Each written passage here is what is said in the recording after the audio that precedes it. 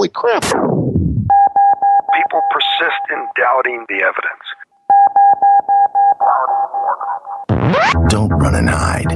Don't be afraid. Don't turn away any longer. The truth will set you free. You're listening to Jimmy Church Fade to Black on the Dark Matter Radio Network. We're turning all of our antennas towards Jimmy Church on Dark Matter Radio. And now, your host, the captain of conspiracy, the prince of paranormal. This ain't your daddy's radio network show. This is Jimmy Church, Fade to Black.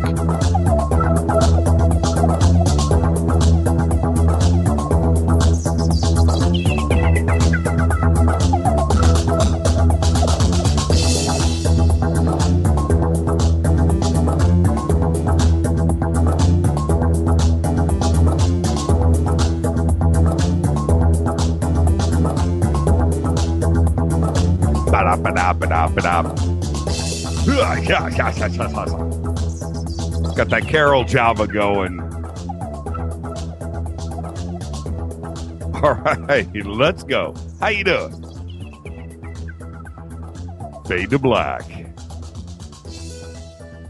All right.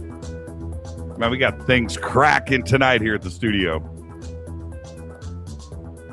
Klaus Dona from Austria will be with us at the bottom of the hour. This is Fade to Black. Bespoke radio for the masses. Today's Tuesday, January 6th. 6 days into the new year. 359 days left. Remember when I started that last year? Remember that? Starting all over again. Right now, we are live from the truthfunders.com studios right here in Burbank, California.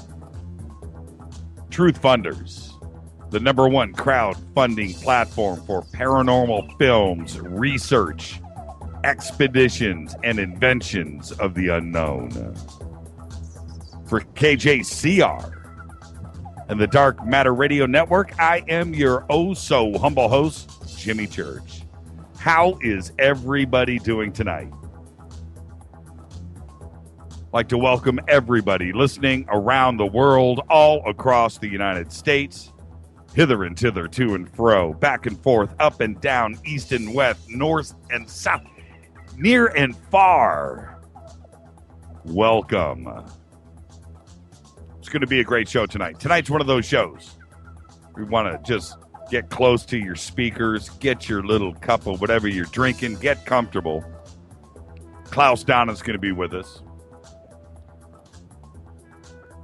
He is one of the most astounding men to sit and talk to.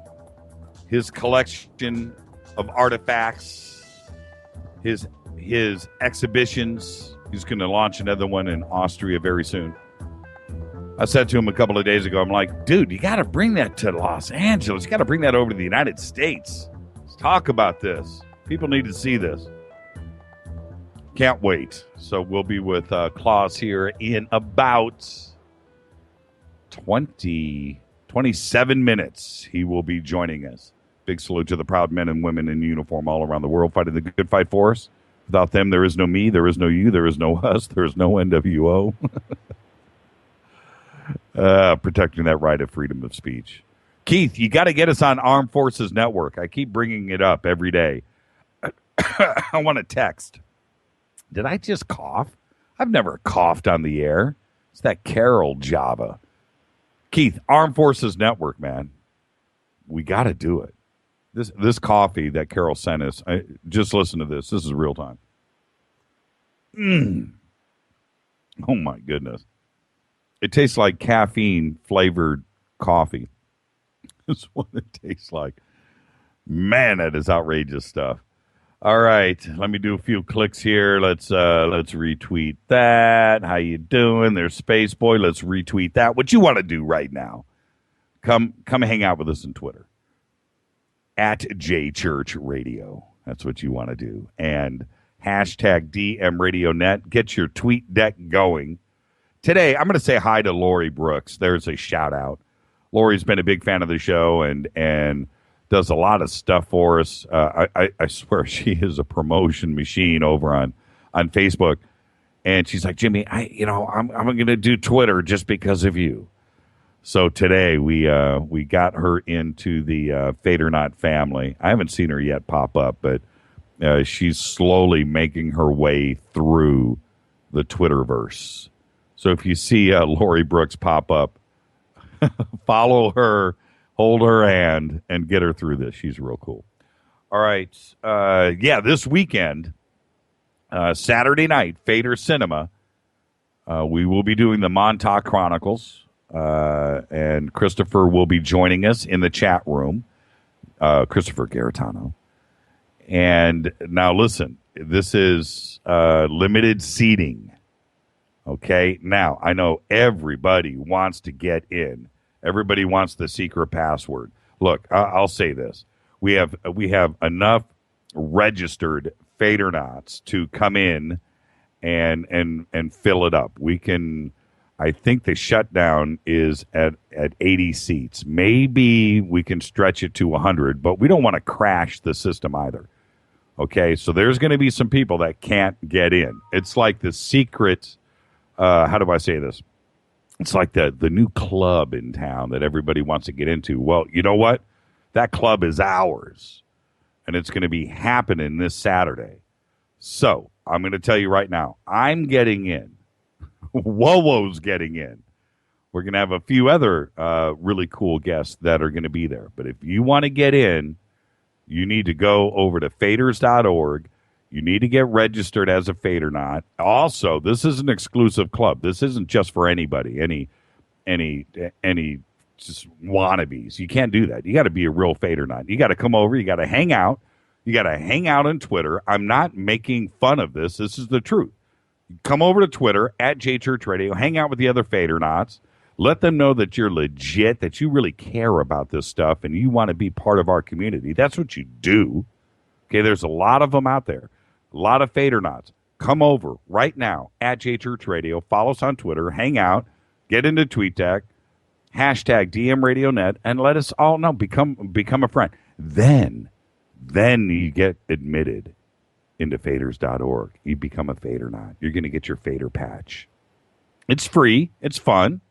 But you should become a Fadernaut today. Come and hang out. And find out what all of this hubbub, all this craziness is all about that everybody's talking about. It's really, really cool. Well, we're going to have an exclusive showing in Fader Cinema. What is Fader Cinema? Go to faders.org. What Fader Cinema is, and I'm pumping this up because, look, I'm telling you, there's going to be a lot of disappointed people out there. If you want to be able to get in and participate and hang out, you got to do what you got to do. Nothing in this world comes free. You got to do a little bit of work. Got to put it in. All right? Now, what you got to do, go over to faders.org. You're going to see a thing there. It's called Fader Cinema. Click on that. What Fader Cinema is, we have our own screening room. So we have a real-time screen, right, on one side. On the other side, we have a chat room. On one screen, one program, all right? And we hang out. It's like Mystery Science Theater 3000. For cool people. And you just come hang out. And we watch a film and we sit and talk and chat. It is one of the coolest experiences you can ever have. And we do it every Saturday. This Saturday, exclusive, the Montauk Chronicles. And we're going to have Christopher Garitano, the director of the film, with us, hanging out, answering your questions, watching this extraordinary documentary. All right? This is the real deal. So, and you're listening to my voice right now, and you're going, oh, man, I'm telling you how to do it. Okay, now we're only going to have 100 seats available. There are thousands, and I mean this, thousands of people that have been contacting us. What's the secret path? No, we're not doing it that way. You have to go through the proper channels. You got to come over, hang out with us in Twitter, hang out. Hashtag DMRadioNet, hang out, and you're going to get vetted by the other Fadernauts. They're going to make sure that you're cool. because we don't have any yahoos hanging out with us. Think about that. All right, I'm off my soapbox. Let's go. Let's get this show cracking. And we got Klaus Donna in the house tonight, man. Yeah, that's what I'm talking about. All right. Today, you guys ready? You guys ready? How did I get this fader patch that you mentioned, K28? There you go. See? You got to figure things out for yourself, K. Nothing's free. You got to come hang out. Somebody will give one to you. All right? Get you a custom one if you're real good. Today, AC/DC guitarist and founding member Malcolm Young is 62 years old. He's going through some medical issues right now. Heartbreaking. But Malcolm Young, probably the greatest rhythm guitar player a band could ever have. And he always did his role, man. Just stood back there in front of those Marshall stacks and rocked. What? He played a Gretsch, didn't he? Yeah, I think he plays a Gretsch, hollow body, and just thumps and does his job. He's probably the best there is. If they're ever going to admit into the Rock and Roll Hall of Fame, the greatest rhythm guitar player, that's the dude right there, Malcolm Young, 62 years old. Our dead guy's birthday today, this is kind of strange. Our dead guy's birthday today, we need a moment of silence. Syd Barrett. Also, one of the founders of Pink Floyd. It's kind of weird. A founding member of AC/DC, then we have a founding member of Pink Floyd. Syd Barrett, who went and lost his mind. He is tragic. It's as tragic as any story. There's a Pink Floyd documentary out there. I think it's called Shine On You Crazy Diamond. I think that's what it's called. The story about Syd Barrett. And it's as heartbreaking as anything. Syd was probably the best-looking guy in rock and roll up to that point, maybe even after, right there with Elvis, man, and lost his mind.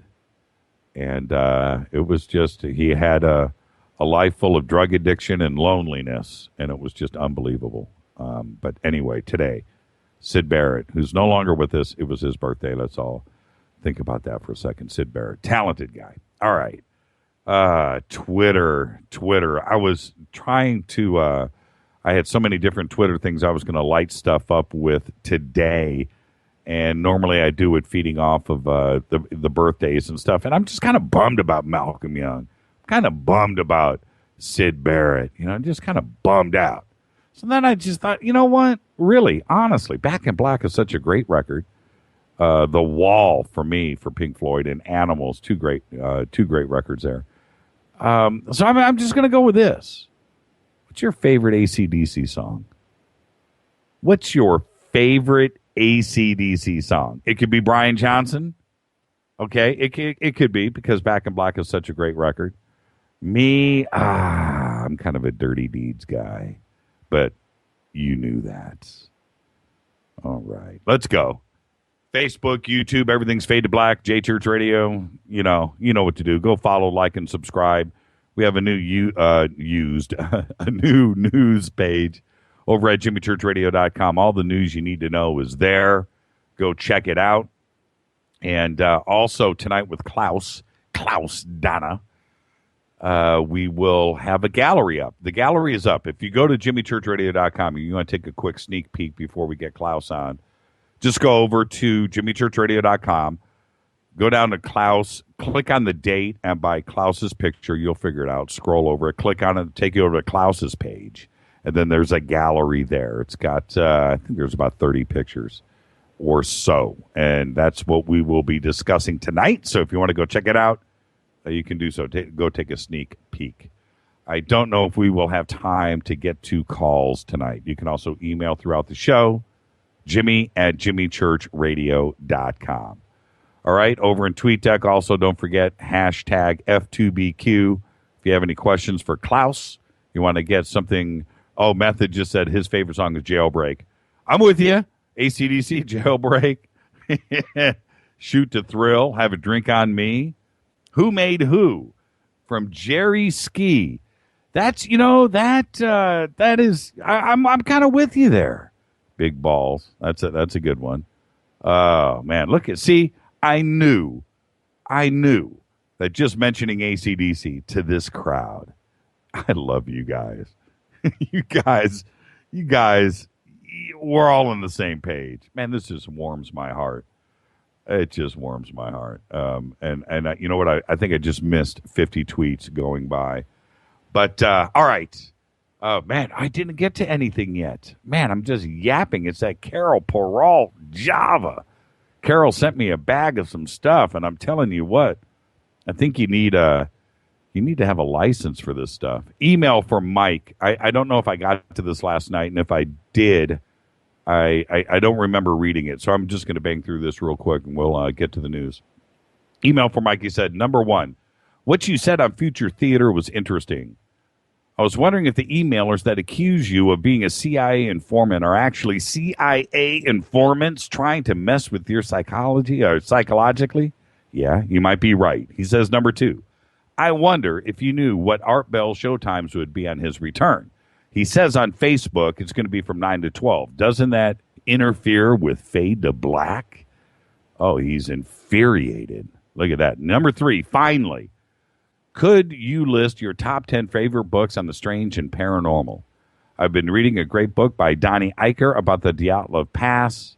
Perhaps you could have him on the show. That's a really good email. I love this CIA informant stuff. That just cracks me up every time I get it. I get it a couple times a day. I'm just some military establishment, CIA, NSA, disinfo guy. Yeah. Come hang out with me for a day. I think your eyes would get open. This email came in from Norik. He says, it's about last night's show. I had the worst night's sleep after last night's show. I've spent months researching the Montauk topic because I was obsessed with the secret experiments and the nightmarish treatment of human subjects. I was tossing and turning all night, haunted by the imagery of Al Bielek's testimonies that I previously watched and read. I can't wait to watch Chris's movie this Friday. It's actually Saturday. I hope there's a seat left for me. Norik, I'll save one for you. I'm excited to see Chris's presentation of the interior of the base and the experience of working side by side with multiple alien races. The entire Montauk topic is so diverse and so intense in each of its research projects that it merits multiple shows. So, Jimmy, please, please, please, please. That's actually in the email. Please, please, please, please, please, can we have a Montauk week? We're kind of having one now, aren't we, Norik? This is Fade to Black, only on the Dark Matter Radio Network. Bespoke radio for the masses. I'm your host, Jimmy Church. Oh, man, we're running late. Few minutes, 10 minutes away. Klaus Dona will be joining us live from Austria. Follow us right now on Twitter at JChurchRadio. If you want to come see the Montauk Chronicles this Saturday, come follow us on Twitter at JChurchRadio. Get her done. I'll be back in a few. Do not touch that mouse. I'll be right back.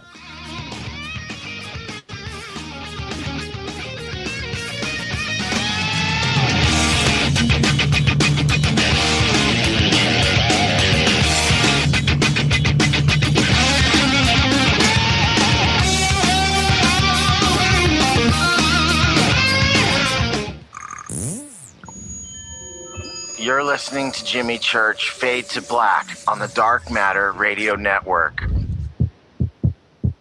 What's up, revolutionaries? It's me, Jimmy Church. Do you have an IRS or state tax issue? Well, I did, and I called national tax experts. My problems were fixed, done, fini, and man, I got to tell you, it was a relief. National tax experts are a recognized tax office that services clients in all 50 states. Doesn't matter where you live. Give them a call. I'm telling you, they take the time to understand each and every client's individual financial status as well as their financial goals. And that's exactly what you need, my brother, when you're taking on the evil three-letter. So, seriously, give them a call today at 1-877-909-5444. Again, 1-877-909-5444. Or go check out their website, www.nattaxexperts.com. That's NATTAXEXPERTS.com. Tell them Jimmy sent you. This is KJCR at JimmyChurchRadio.com. On the Dark Matter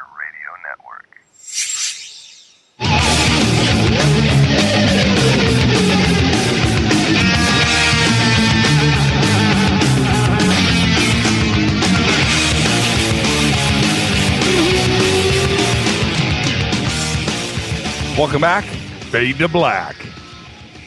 How you doing? How you doing? How you doing? You want to come watch the Montauk Chronicles with Chris Garitano this Saturday? Follow us on Twitter at JChurchRadio. Get your butt vetted by another Fadernaut.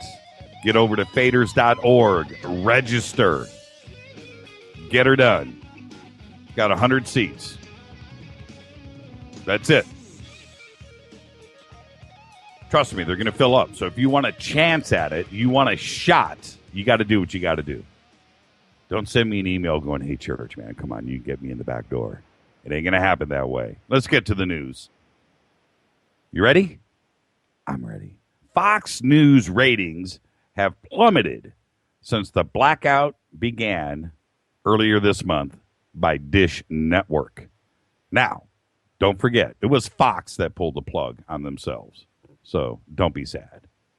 On December 21st to 28th, Fox News found themselves without a huge part of their normal audience. Approximately 939,000 people were able to tune in around the country, compared to 1.65 million viewers that they normally have. That's down 44%. Dish Network serves 13 million customers. Dish Network has not lost any customers since Fox pulled out. You think Rupert's tripping? You know, look, Rupert compared to Dish, we're talking about two different size companies, but he's also proud of Fox News. I think they're feeling the pain. Also, advertisers, you got to give a little money back, I would assume. A series of 77 earthquakes in Ohio, including one strong enough to be felt by humans, was caused by fracking. Scientists have claimed in a research published today, in the Bulletin of the Seismological Society of America. Fracking has been attributed, as we all know, to small earthquakes in Ohio before, but those earthquakes were too small to be felt. Today's study is the first time scientists have attributed a larger earthquake to fracking, the process of injecting high-pressure water, sand, and chemicals underground to crack shale rock and let gas flow out more freely. The scientists from the University of Miami identified 77 earthquakes of varying sizes in Poland Township, Ohio, all occurring between March 4th and March 12th, and all located near a group of oil and gas wells. The quakes range between the magnitudes of 1.0 and 3.0 here in California. That happens all day long. But the local community reportedly only feeling one, and that was on March 10th.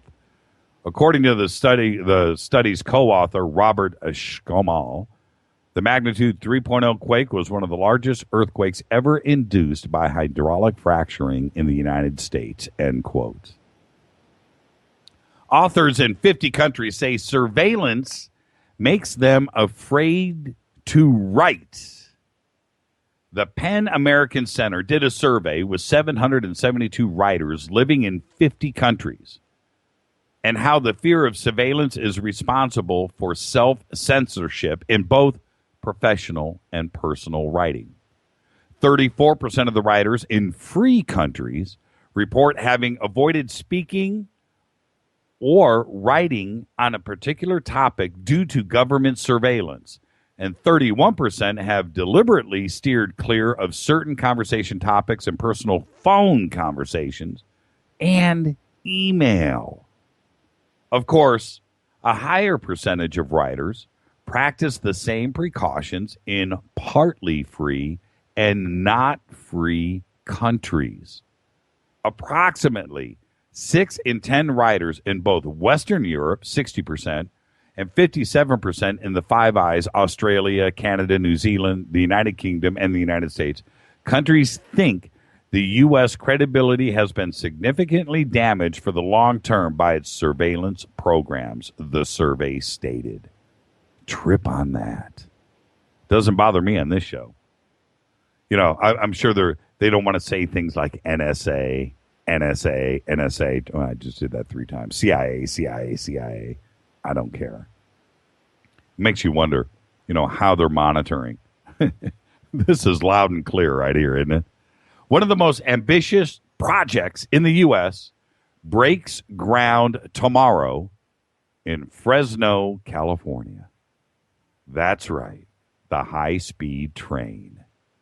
Traveling faster than a Ferrari at 220 miles per hour, the bullet train will slash in half the 6-hour drive from northern to southern California. They've been trying to do this for years. Why it hasn't been done already is way beyond me. I don't mind the drive up the 5. The drive back seems to be a little faster because it's downhill. That's in my mind. But that's a long drive on the 5. Why there hasn't been a high-speed train until now, I don't know. But check this out. The multi-billion-dollar project is due to run bullet trains from Los Angeles to the San Francisco Bay in around 2020. So 5 years it's going to take to finish this thing. The project is expected to bring new jobs and a new union membership to the Golden State. The California High-Speed Rail Authority has already negotiated a comprehensive construction careers program with the State Building and Construction Trades Council of California, one that guarantees access to apprenticeship programs for disadvantaged and unemployed workers, prioritizing those from the state's poorest areas, including Fresno and the Central Valley.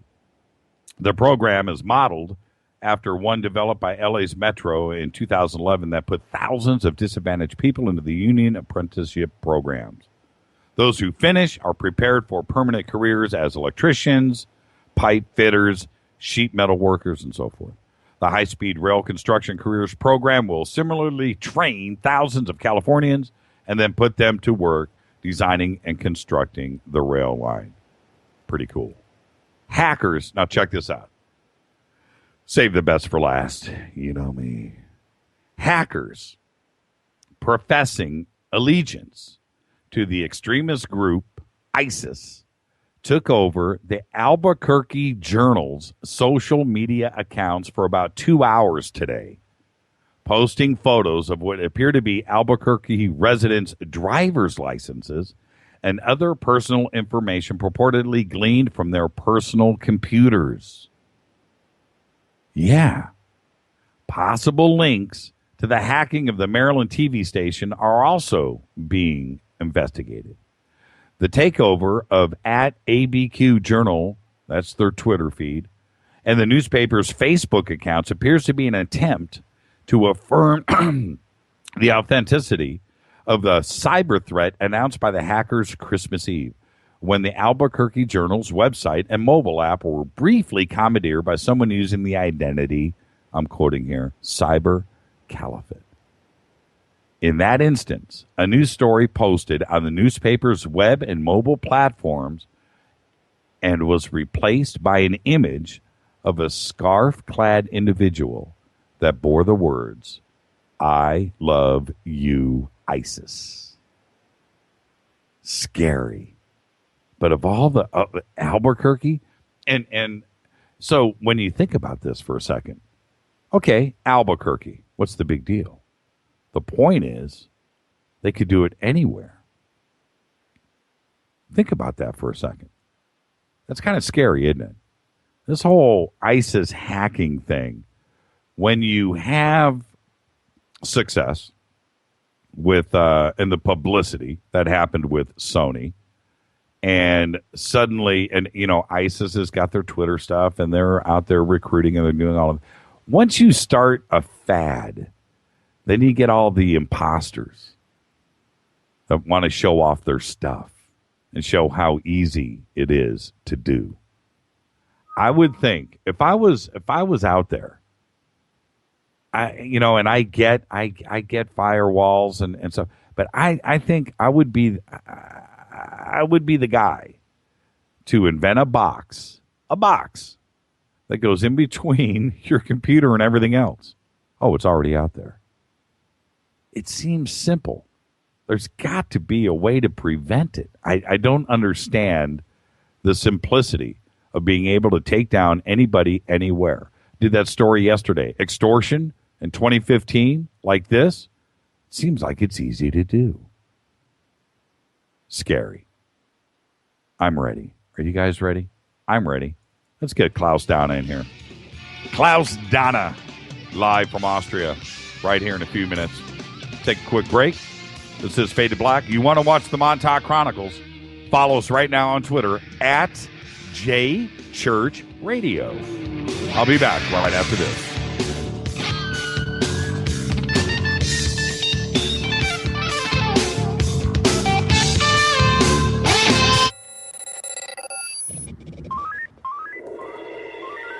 Way out here, we listen to Jimmy Church on the Dark Matter Radio Network. Dark matter. Dark Matter. Dark Matter. Dark Matter. Dark Matter. You're listening to Fade to Black. Hello? On the Matter Radio Network. ¿Qué tal, mis amigos? Yo soy Mario Carson, el tiburón, y los invito para que escuchen a mi buen amigo Jimmy Church Radio. ¡Claro que sí! Oi, oi, I'm Reese Evans. You're listening to Jimmy Church. This is Revolution. The revolution will not be televised. The revolution is on radio. Ciao.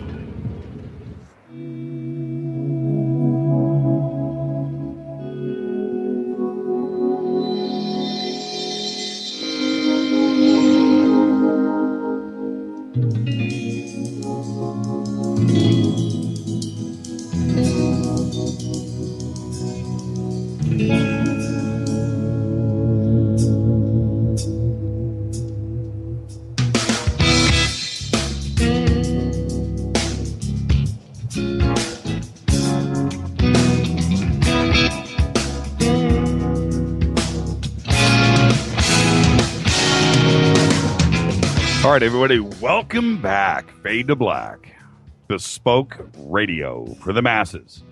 Only on the Dark Matter Radio Network. I am your oh-so-humble host, Jimmy Church.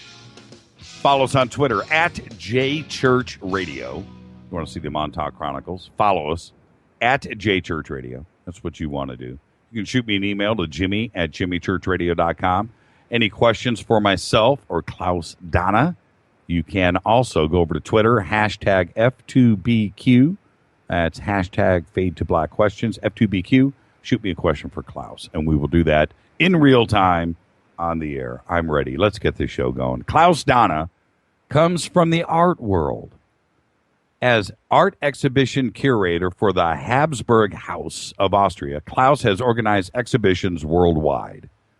With this background, his approach to archaeology is unconventional. He has traveled the world in search of unique and unexplained findings. Intrepid and unrelenting, he is on a mission to bring to the eye of the public such finds as giant bones, crystal skulls, carvings, and sculptures in the forms that do not fit into the contemporary view of our timeline. He's a man's man. I would like to welcome to the program, live from Austria, Klaus Dona. How are you this evening, Klaus? Well, for you, it's way early in the morning. How are you, sir?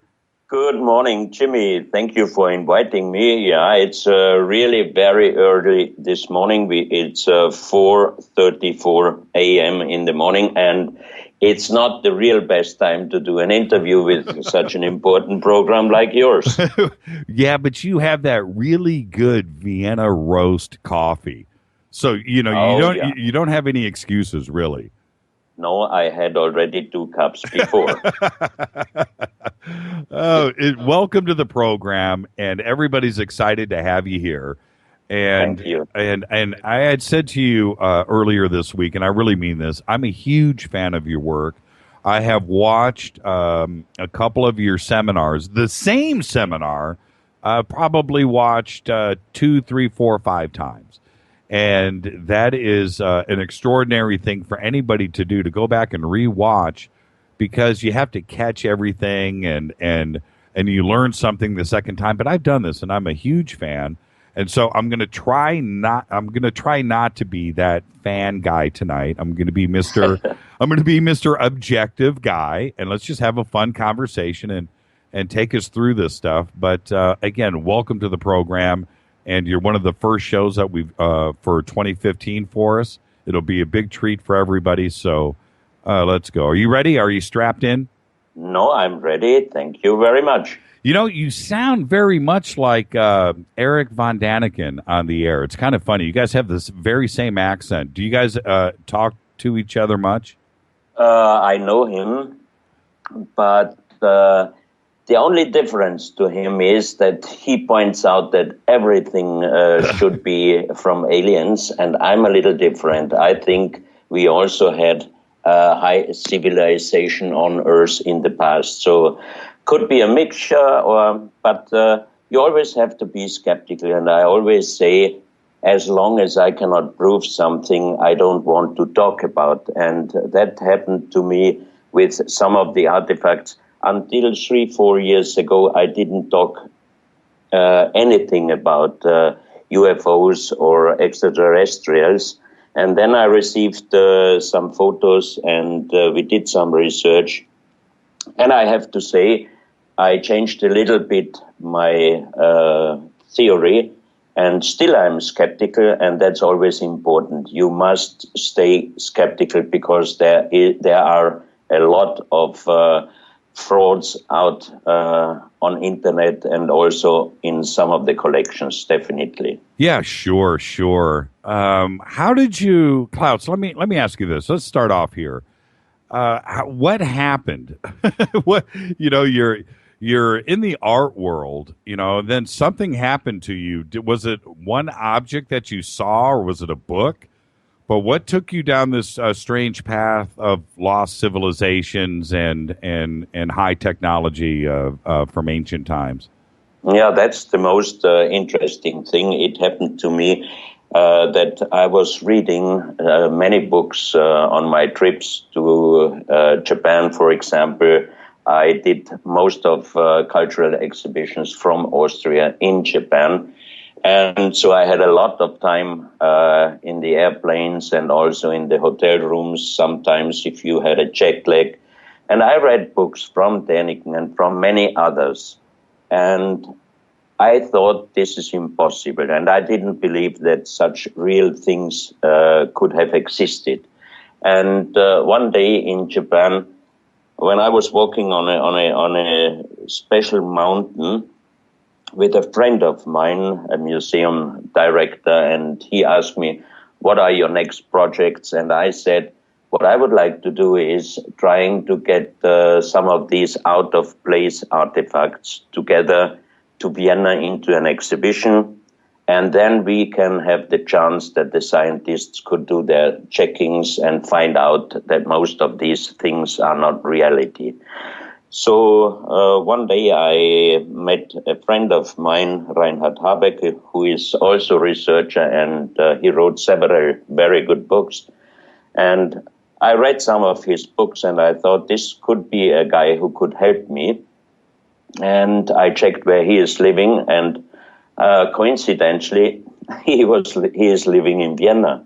So I just picked up the telephone book. I called him, and I said if he would be interested in helping me to do such an exhibition, and he agreed. And then another friend of mine, a museum director, he also agreed to help me to write on his museum paper lending contracts to museums worldwide, because the first 1.5 years we studied only when we selected only pieces which are real in museums. And then finally, after 1.5 years, we had about 356 artifacts in different museums worldwide. And my friend wrote as a museum director to his colleagues worldwide in the museums. He sent lending letters. And you won't believe it, Jimmy, out of 356 artifacts, we got only one agreement. All the others were refused by not in a good condition, not able to travel, we need them in our own museum, and all kind of excuses. Wow. So I had only left 1.5 years until the scheduled opening of the exhibition, and I had already a signed lending contract. Sure. And all my friends told me, you better give up, because that's really impossible. And I said, as long as I don't try it, I cannot say it's impossible. And then we started searching on internet, and we traveled to South America, Central America, North America, and finally, in June 21st, 2001, we could show 476 so-called out-of-place artifacts, or artifacts which are not really explainable. What did you have to do? I'm not being cavalier here. Please understand this question. Yes. I mean this. What did you have to do? Did you have to bribe people? Did you have to meet people in person and convince them? I mean, Yes. how do you change people's minds? Many of the presented artifacts are in private collections. Many of them not accepted as real archaeological finds because there is no explanation about them. So it was very difficult, and I was lucky. I have to say I was lucky that we really got all these pieces in June 2001. But the strange thing which happened, that on my trips to South America and Central America, I had so incredible experiences that slowly I started already changing my mind that all these things are fraud or new made or something like this. Right. And then I tried to get some of the pieces to Vienna earlier, 3-4 months earlier, as the scheduled opening of the exhibition. And we did. We were lucky to have the help of some of the scientists, which I knew from my work with cultural exhibitions, and they helped me. And we could not find out even one fraud or new-made artifact. So that was the turning point. And then if you are in this world and you find out some so interesting things, it changed my work completely. Of course, I did in the last 13 years 2-3 other cultural exhibitions, because you have to earn money to spend it for your research. And and so I got deeper and deeper into this work, and there is still so much out. You never can rest. And my friends always are telling me, why don't you, I'm retired, officially retired since 1st February last year. I'm 66 this January, but I'm so healthy and I'm so in such good condition that I'm sure the next 20-25 years I'm continuing my work. And I think this could be also the energy of many of those pieces. But let me ask you this: when you think of Austria and the German community in general, you guys are pretty dang conservative, pretty stuffy, and when you're doing stuff like this with out of place artifacts, and you want to do an exhibition at a place like the Habsburg House. It was not. It was not the Habsburg House, and also I'm not curator of the House of Habsburg. I did the first and until now the only real exhibition about the House of Habsburg, 1992. Right. And of course, I did also other Habsburg connected exhibitions, because if you talk about the culture of Vienna, it was the center of the Habsburg Empire for centuries. So, of course, I have contact to the family also. And no, what I mean, Klaus, what I mean is it's such a conservative community. Oh, yeah. And that's what I'm saying. Yeah. So when you think of things like the Habsburg House, that's what I'm saying. Very conservative. And the culture in Vienna, very conservative, and you come along with a bunch of out of place artifacts, and you want to do an exhibition.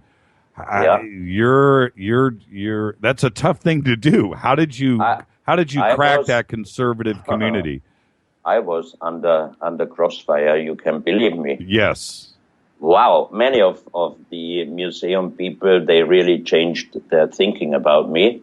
They thought now he's gonna be crazy maybe, but no problem. There are still and of course there are many scientists also in Austria, which are starting to talk and to think about all these things, because they really recognize also that there is much more out there which we don't know yet. Did it start to ease up a little bit? Is it easier for you now to open doors and talk about this, or are you still the crazy guy? No, now they recognize that international people are respecting me or accepting my work, and now it changes a little bit, yes, of course.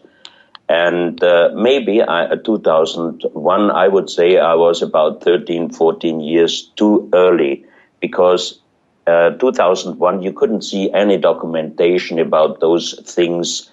And now through ancient aliens and all these other documentations, even now they are planning and showing things about giants and all these things. This was impossible 2001, so I was a little bit too early.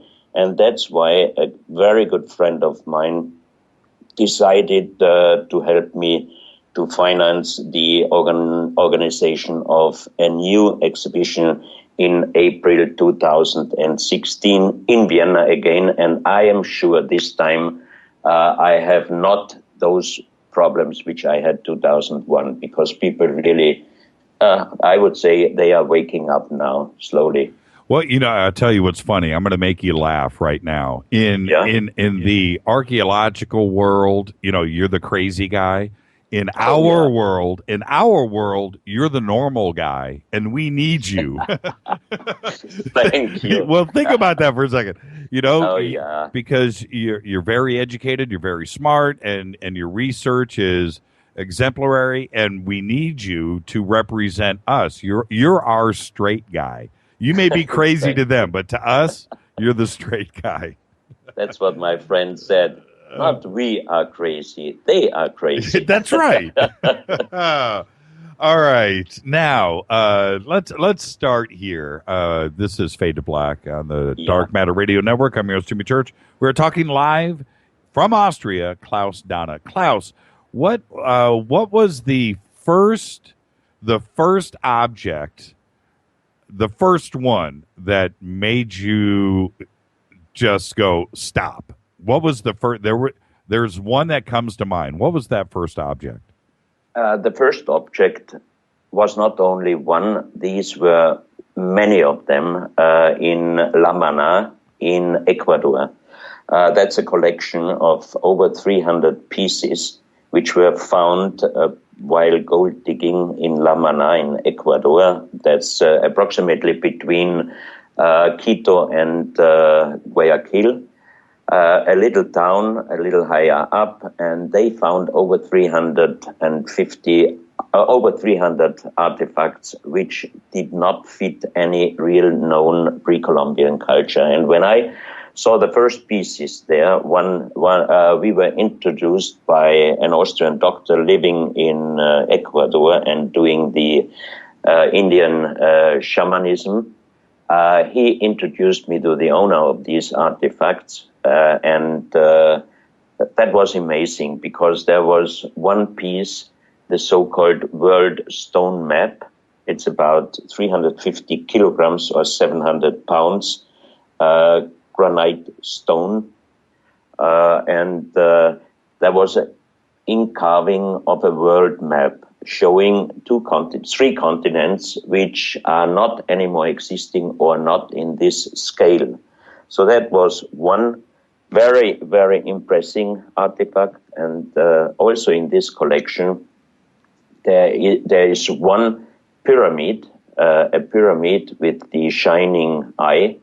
That's what we call it, because there's an inlay of a gray eye and 13 steps. And if you look at your $1 United States US dollar, you can see that exactly like on the $1 US dollar, you have this original pyramid, right, in Ecuador also. And if you show the pictures number 1, 2, and 3, you can see the world stone map. And also on this stone map in the Middle East, you have an inlay of an eye, and then you have a natural quartz line passing the Mediterranean Ocean, passing the Atlantic Ocean, and there is one big continent which does not exist anymore, and I think this map shows the so-called mystical continent Atlantis.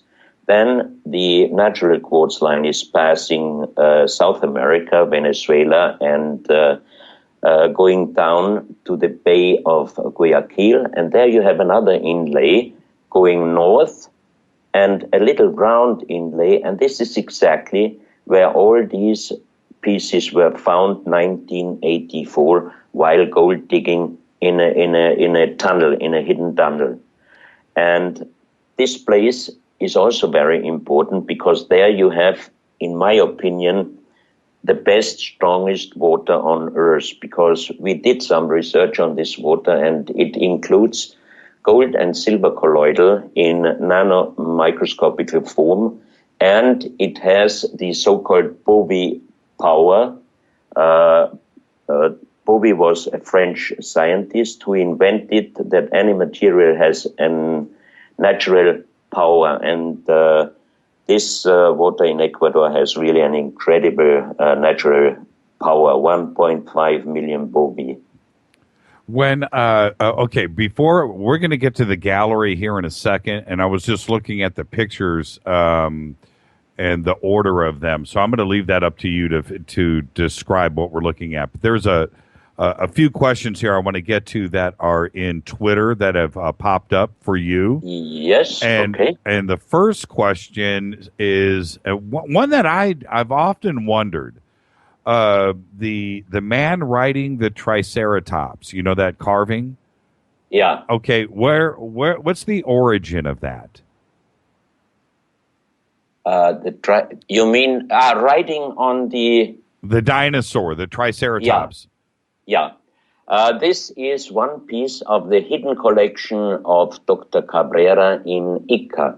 Dr. Cabrera had a small museum in Ica, which is not so far away from the Nazca lines. Right, it's in Peru, right? In Peru, yes. And he collected thousands of stones, very big ones and up to small ones, with strange engravings like dinosaurs and human together, world maps, operations, brain operations, and many like these things. His collection, he showed, was the stone collection.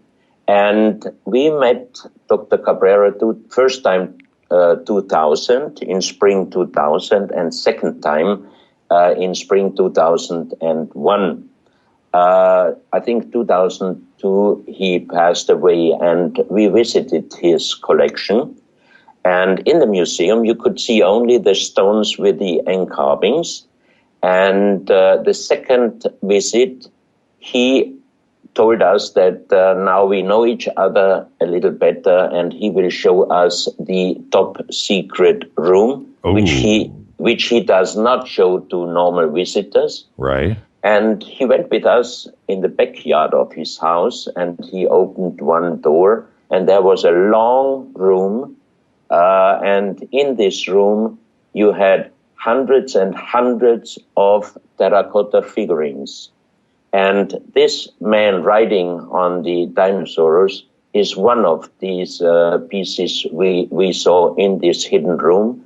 And the next picture, which you can show later, the picture number 10, is one of these operations. And I tell you, there were many of them, different of operations, showing like brain operation, heart operations. But the strange thing always was that the person laying down to be operated and the person who is doing the operation, both faces are completely different. I'm looking at the Triceratops right now, and Yeah. I've seen this so many times over the years. And obviously, if it is real, And let's assume that it is. But if that is real, that it has to be one of the most extraordinary objects ever in archaeology. Yeah, it would be possible to do an age dating on this material because, as I said, it's terracotta. Right. That would be necessary, and hopefully one day they are doing it because Dr. Cabrera passed away I think it was 2002. We had one of his last interviews filmed, and I think it would be really necessary because for me, first of all, the Ica stones are not accepted by the official science, but I am in contact with a researcher in Spain who did for years and years research on the stones. I talked also with an Austrian geologist who stayed in the museum together with Dr. Cabrera for 2 weeks.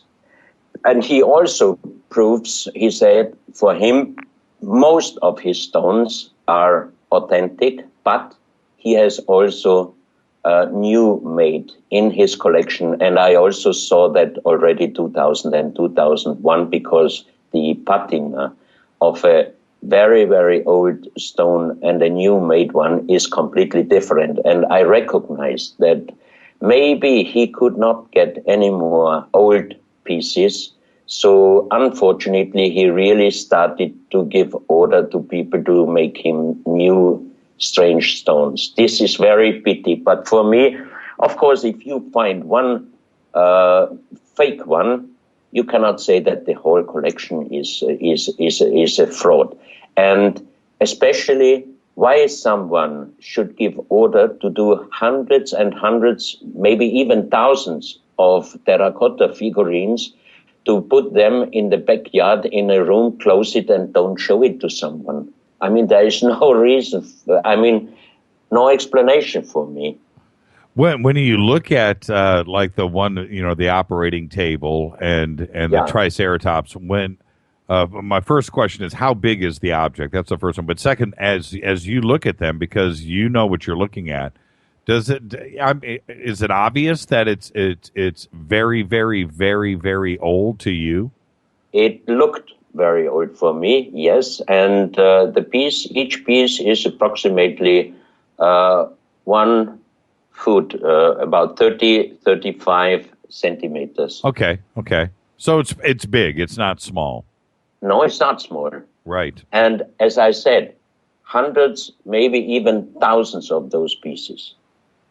But this is not the only interesting thing, because if we talk already about this piece, then we should also talk about the collection from Acambaro in Mexico, which I sent you the picture 11 and 12, because I also visited 2000 and 2001 Acambaro because I saw on internet some reports about a huge collection of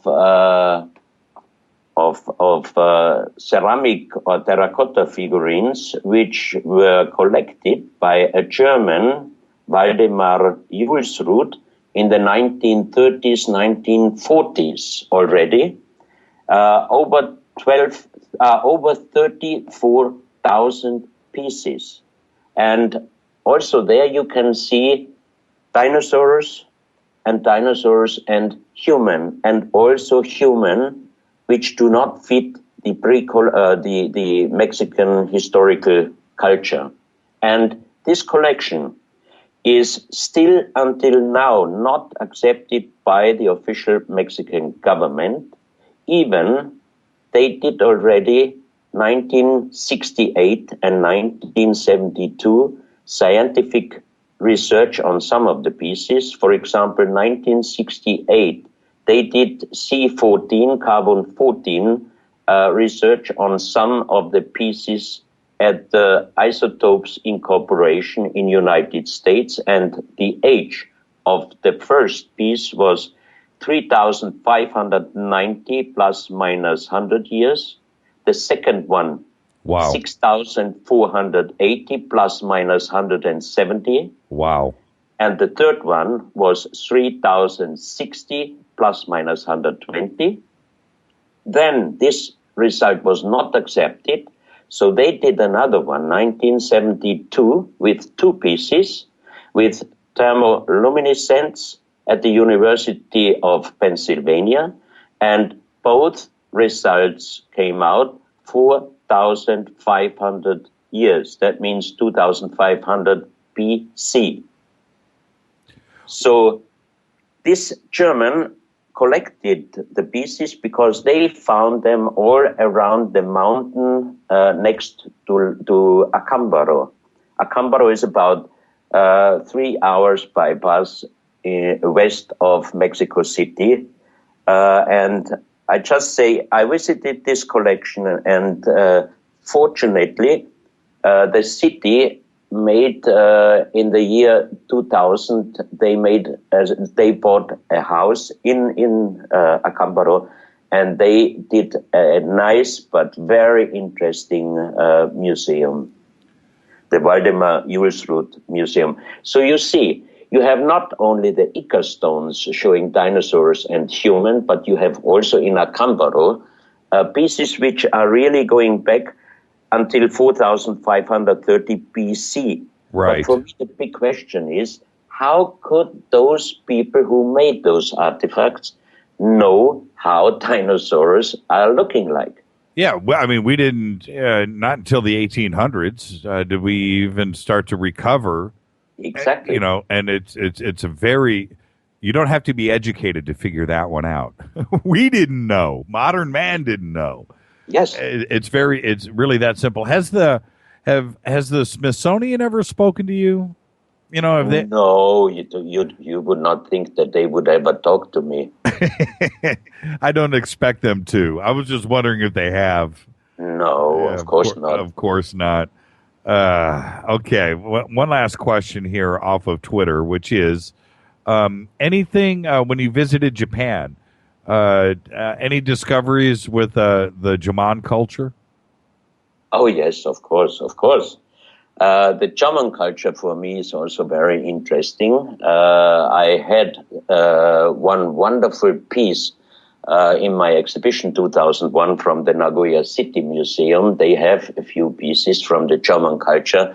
I visited several museums and watched pieces from the German culture. You can see statues. They really look like they wear space suits and big glasses and everything. But for me, the interesting thing is that the German culture, the ceramics they did are very, very similar with the oldest pre-Columbian ceramic pieces in Ecuador, which are dating back to 4,000 to 4,000 years, 4 to 6,000 years. And there is so much similarity between the German ceramic and the Valdivia ceramic from Ecuador. And the next thing is that Yonaguni, the big stone structures under the sea level at the southeast island of Japan, Yonaguni, they are very similar in stone work, like most of the very ancient stone structures in South America. So there must have been a relation or contact between Japan and South America. And that would be, for me, another sign of the so-called existence of the sunken continent Mu. Have you been up to Göbekli Tepe yet? Not yet, but I was last year in Armenia, and I visited some archaeological sites, and I got a lot of information about the Armenian culture. And at the time when Göbekli Tepe was built, it was connected with the culture of Armenia. That's right. And back then they didn't have any borders. So you know what? Exactly. What was going on in Armenia was going on in Turkey. And I think we're going to find more and more Göbekli Tepe type of communities heading south into Armenia. I think there's Yeah, I'm quite sure. Yeah, Yeah. I saw Karahunj with you went to stone structures. Karahunj. Yes, of course. Tell me about it. It's an incredible place. You have stone structures with holes, but precise hole made inside. And through those holes, you could watch the star constellations. And it was so interesting. We found also stone circles. And a friend of mine in Germany, he invented several years ago a very, very interesting technology, which made him able to scan over certain archaeological areas. And I asked him to do me a favor and do a search over Karahunj itself. And we found out that always where you have a stone structure, stone circles, you have graveyards in circle forms close by. So it looks for me that it was not just an archaeoastronomical site, but it was also a burial site. Sure. They had a whole community there. Yeah. We're going to find all kinds of stuff. We're going to find out that they, built cars. We're going to find, because they had to have some type of agriculture there. They had to have some type of, blacks. I think there was metallurgy going on. There was seed collections. There was everything, as well as living quarters, and we're going to find all of that stuff out about Göbekli Tepe. It just wasn't built by 2 or 3 people. No, but Jimmy, this is the interesting thing, that science itself is always changing. You remember that until they found Göbekli Tepe, the oldest high civilizations were 6,000 years old. That's right. And now the scientists have a big problem because Göbekli Tepe at the beginning was age-dated 8,000 years, 10,000 years. Now we are already 12,000 years. Right. So the whole history about human, how they started to make settlements or villages, the whole thing has to be changed. So why not also all the other strange things? That's right. And how does that make you feel? Aren't you happy? Oh, yeah. Yeah. I mean, it vindicates all of your hard work, only partially, because a lot of the stuff that you have been discovering with different oparts are much older than Göbekli Tepe, and they're not supposed to be there. Much older. Yes. Much. Oh, yeah. And yeah. It's exciting times we live in, but you know what? Science is archaeology. They're still in denial. Göbekli Tepe's right there for you, for me, for the rest of the world, and they almost don't want to admit it. Yeah, because they would have a problem. Think about. They do have a problem. How should they explain to people, to students, what happened between the oldest known high civilization, 6,000 years, and now 12,000 years? You have already a missing link of 6,000 years. What happened in between? So now we are coming closer to all the legends of the flood, of the so-called mystical continents, Atlantis, Mu, Lemuria. All the things are fitting together. And for me, that's why I'm most interested on artifacts, because they can explain us more than just focusing the big buildings and structures. This is Fade to Black on the Dark Matter Radio Network, bespoke radio for the masses. We are talking live from Australia with Klaus Dona. Not Australia. Did I say Australia? Yes, sir. I did not. Did I? There are no kangaroos in Austria. Hey, who's your favorite musician from Austria? I've got mine. Who's yours? I have many. Because you guys, there's something in the water in Vienna. There's something in the water. You guys crank out musicians there. It is insane. And no, Which one is your favorite? you know what? I'm a big Mozart guy. You know? Same to me, Yeah. but I also love all the others. I mean, Mozart, of course, he was a genius. He was a great genius. When I listened to Mozart today, the thing is for me is he could be famous today.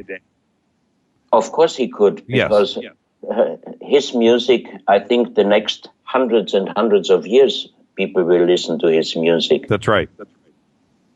No question about it. Let's go to the gallery, and everybody just head over to jimmychurchradio.com. What you want to do is scroll down on the homepage. You're going to click right next to Klaus's picture. It says 6th January, Tuesday, 10 p.m. Pacific. Just click on that, the yellow link, and that'll take you to Klaus's page. And we have a gallery there of 30 pictures. And we are going to, this is a big treat for everybody here. We're going to start in the upper left-hand corner, and we are going to work our way down. And by the end of the evening, we're going to be down here at the last picture, hopefully, if we have enough time. And let's do that. Klaus, let's start. What are we looking at here, which is labeled artifact number 4? What are we looking at here? We are looking on a star constellation inlay in little gold pieces and an unknown writing. And this is the bottom of the pyramid with the eye. Oh, no kidding. Yes, this is on the bottom of the pyramid.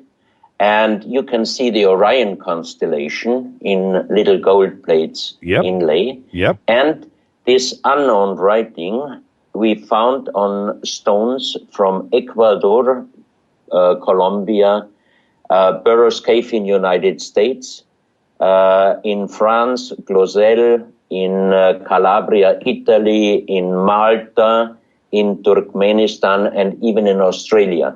The same unknown writing, which is not accepted as an official writing yet by the official science, but there was a legendary man, the president of the German Linguistic Society, Kurt Schildmann, and he deciphered this writing. He said he did not say he translated, he said he deciphered this writing, and he wrote a book about it, and in his opinion, this writing is the oldest one, and it has a light connection with the Easter Island writing, with the Rongo writing, and with the Indus Valley, like Mohenjo-Daro writing. And his translation of these 4 letters on the bottom of the pyramid says, concern his translation, the Son of the Creator comes. I thought it said Donna. No. No, I was just kidding. No. Really? And yes. Now, obviously, you can see Orion. It is plenty obvious with that. Is there any other on the pyramid? Are there any other sides to it that have anything like this, or is this the only one with the constellation? No, this is the only one on the bottom of the pyramid. And as I said, the pyramid has an eye inlay in gray. And if you put this and the next picture, picture 5, under black light, the inlays are shining very, very strong. So we called it the pyramid with the shining eye, but it looks really like the $1 US. And that's very strange, because when I showed this pyramid and explained the pieces from La Mana, some people wrote on the internet, be careful, this guy is an Illuminati because he always shows the pyramid with the eye. So I was just laughing, and I said, this artifact is definitely older than, I would say, 12,000 years. That means at the time, whoever made this pyramid, there was no Illuminati or such a thing existing, I think. With picture number 2, and I'm counting the cups. Let's see, 1, 2, 3, 4. 12 little cups and 1 big cup.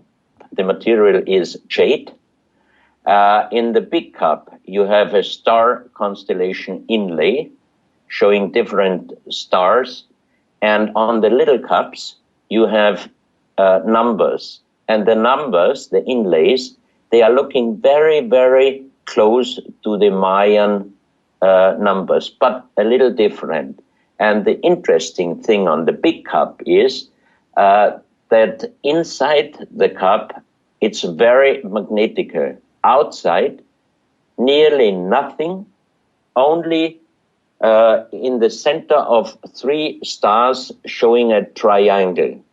And I spoke with geologists and they said it is impossible that a jade cup, which includes iron ore, that's why it's magnetical, cannot be magnetical inside only and outside not. But this cup is inside, strong magnetical. We did many tests on. Outside, nearly nothing, only in the center of a triangle star constellation. And these pieces are also part of the 300 artifacts found in La Mana. Were you able to carbon date these cups? No, stone. This is the only problem. It's all stone. It's all. There's nothing organic at all. No, not at all. And what about this is pity. What about the area where it was excavated from? Did they carbon date that area? You know, any fire pits or anything like that? No, they found the pieces already 1984, and nobody took care of taking material from the excavation site. This is the biggest problem, Jimmy, that many of the private finded artifacts, you have not an archaeological report, and that's why nobody is accepting those pieces. It's a pity. Well, how old do you think these cups are? What's your guess? Concerning the world stone map, which I told you at the beginning, showing Atlantis and also Japan. You know that Japan, you have many islands, and you have Taiwan in the south. And on this world stone map, from the northeast Japanese island until far under Taiwan, there is on this world map stone one long continent. Means it must be older than 10 to 12,000 years. Right. I'm looking at this, and it's obvious that there's Orion once again. The 12 cups. I'm just thinking logically here, astronomically, and months, and a possible calendar fixation to it. Yeah. And the way that the cups are placed here, do you think that is somebody's best guess as what the order would be? But I see a 2, I see a 3, I see a 4 as far as dots go. Yes, but they are different like the Mayan numbers, but very close. Right. Very close, but different. Right. With the stripe, with the one line, right. And the line and the dot. Exactly right. Exactly. Yeah. Yeah, very interesting. Very interesting. I've never seen these cups before. Wow. It's those pieces. Of course, the most pieces you have on the pictures, I'm showing 2016 in Vienna in the exhibition, definitely. Let's go to picture number 3, which is the front side of the disc. Yes. So let's go to that. I'm waiting it for... Oh, it didn't open up for me. Okay, so what is picture number 3? Picture number 3 and picture number 4 is the so-called, we called it genetical disc, because you have on this disc, on the front picture, on the picture number 3, you can see a human egg with and without spermia, and you see also spermians. That means you have on this disc things which you cannot see without a very, very good microscope. That's one strange thing.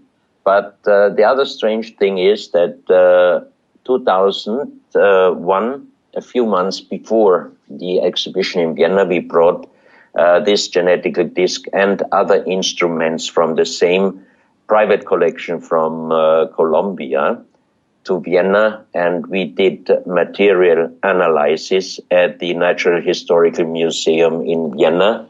And the result was, in German, we say Lydit, and in English, Lydite, is a very, very hard stone, but very easy to break.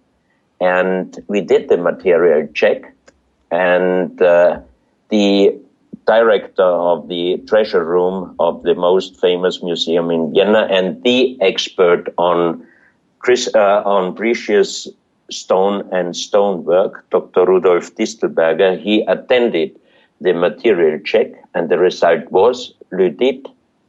And after checking the pieces by himself very carefully, he told me, I cannot tell you who made it, when they made it, and how they made it, but the only thing I can tell you is we would not be able to do the same piece from the same material in our days, even with our high technology. How big is this across? What's the diameter? The diameter is about 25 centimeters. Oh, it's That's big. A little bit less. It's quite big, yeah. About 8 inches. Yes, and on the other side you have. Well, hold on. I'm looking at this. This is incredible. I am looking at this now. I do see the sperm, and that's it. But when you go through each section, what is the exact story that is? They're trying to say something with this. What do you think they're trying to say? It's very hard to say, Jimmy. This is the problem, that we don't have yet a really explanation what it shows. I mean, it's very hard to say. I mean, it looks like, okay, we've got a fish, obviously, and a family. We've got a small child and an adult. And then there's a fish. And then as you move around, then there's 1, 2, 3. There's something being said here. I need to. It looks like a fetus, maybe human fetus in different size.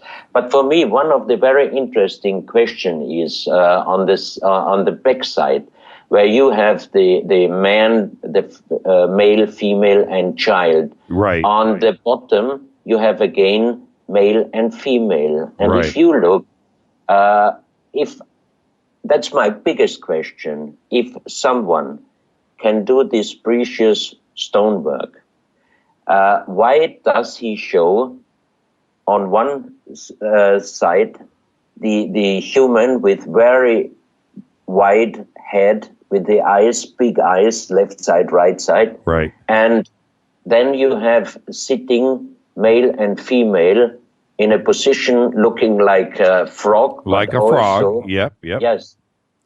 Why? This is my biggest question. Yeah, this is, yeah.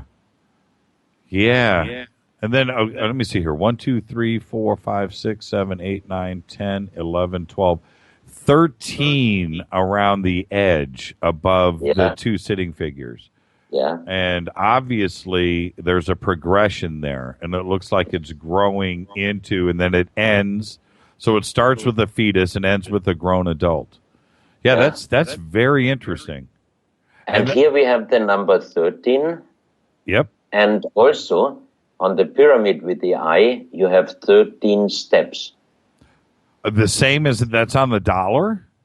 The same 13 steps? Exactly the same like on the $1. That's why people said, be careful of Mr. Dona, he is an Illuminati. Don't worry about it. I hear it all the time myself, too.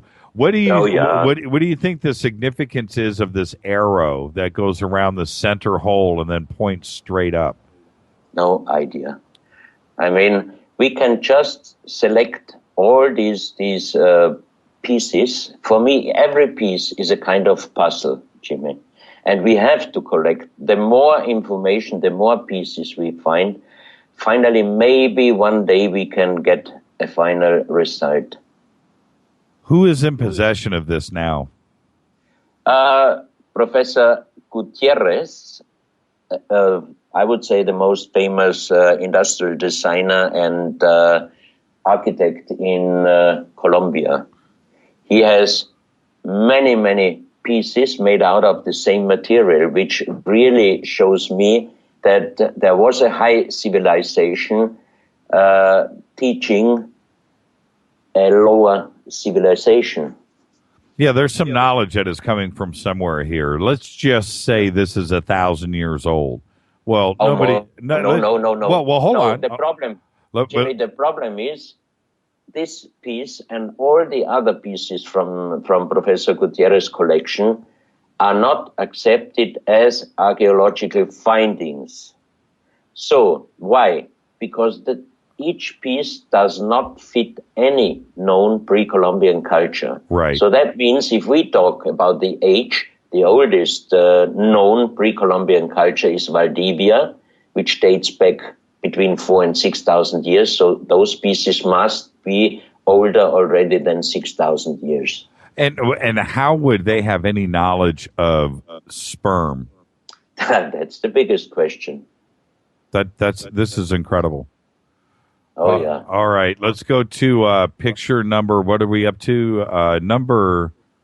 We're at number 8. What's in the gallery? I'm looking at the high res ones here. In the center of this picture, you have Dr. Cabrera in his museum showing the stones. Oh, this is his terracotta collection in the secret room? Yes, on the left side and right side. You can see there were hundreds and hundreds of pieces closed away. Wow. This is incredible. Yeah. Yeah, I'm looking. They're stacked up to the ceiling. Yeah. And in a long room, left side, right side was filled like you see on the two pictures. The pictures that are below, these are the ones that I'm familiar with. These objects that are all over Peru. Brian Forrester has sent me a lot of these pictures too as well. And some of these do depict dinosaurs, right? On the yeah, these are amazing. Oh, he allowed us to do some of the photos of his secret collection. Who's in possession of it now that he's passed away? His son and his daughter. Okay, so the government hasn't swooped in and taken everything? It's still in private hands? Okay, no. And a few years ago, they had a big problem because there was a heavy earthquake and part of the house broke down. But it's restored now, as I heard from a friend of mine, and they are showing now the collection again. Incredible. Okay, here's the Triceratops. That's just. Let's move on. Okay, now the operating table, which is picture number 10. Yeah. Was this from the same excavation? From his collection. Okay. The same. What I'm wondering is the time of it, because I'm looking. If you look, the eye looks very similar on the Triceratops. It looks like it's almost from the same era, but you can't see the face on the guy in the Triceratops like you can. The face on the dinosaurs is the same face like the guy laying on the table, but the face of the guy who is operating is always very different. For me, sometimes it looked like a picture of a gray alien. Looks like. Yes, it does. You had said earlier, I'm going to ask you directly, you were always afraid to make an ET connection. Has it changed for you over the years? No, the last 3 years I had different informations and research, but still I'm very carefully to talk about extraterrestrials and UFOs, because then I might lose even my connections to scientists who are helping me now to find out the reality. Yeah, that's the problem, isn't it? Okay. Yeah. So you don't want to say anything on this show. This show's too big. They're listening. What I know, I can say. I have to say. I mean, That's why I said the guy who is doing the operation looks like a picture of a grave. Right on, Klaus. Right on. Let's go to this one. This is obviously a skinny brontosaurus. Now, I'm talking about picture number 11. And this is one piece from the Acambaro collection. From Mexico, right? From Mexico. Right. Where they did the age datings, and they went back even 6,480 years. That means 4,530 BC. Which makes this absolutely impossible to exist. How does archaeology explain this? This collection until now is not accepted by the official Mexican government and archaeologists as originals. But it was carbon dated, wasn't it, by a reputable lab? Is there a reason why they don't accept the carbon dating? The carbon dating was done at Isotopes Incorporation in the United States, and the thermoluminescence test was done at the University of Pennsylvania. And that's not good enough? No, it's not good enough. Who would have to carbon date this to for Orthodox archaeologists to accept this as being real? I think you can bring from whichever institution a carbon dating or thermoluminescence dating, they would not accept this collection as authentic, because how do they explain that they showed dinosaurs so precisely they couldn't know how a dinosaur is looking like? So there is again this famous missing link in time. and then if you go to the next picture, where would you think this piece comes from? The picture 12. I would say China. Or Egypt. Possibly Egypt. Sure. I could see the Egyptian headdress. But Yes. I see Chinese eyes. Yes. I see a Chinese nose. Yes. Which defies explanation. So it could be either. Also, possibly maybe Northern Asia, Russian type of look. So no, I can't explain. So But not Mexico. Not Mexico, and it is also one of those strange pieces from the Acambaro Museum. And which was also carbon dated between 3,000 and 6,000 years old. Yes. You know, this is the thing. Why? I want your answer for this, and be as candid as you would like. Look, it's okay, maybe, to just back up a step and say, okay, it is that old. Maybe it was their imagination. This isn't a dinosaur. It's just an accident. It's just a carving. Maybe he was high on drugs. Maybe, it was just the imagination that created this. But yes, it is 6,000 years old. I can't explain why it looks like a dinosaur, because it does, but it is 6,000. Why can't they at least go that far, Klaus? Because there are more than 30,000 pieces. It's not fair. It's not.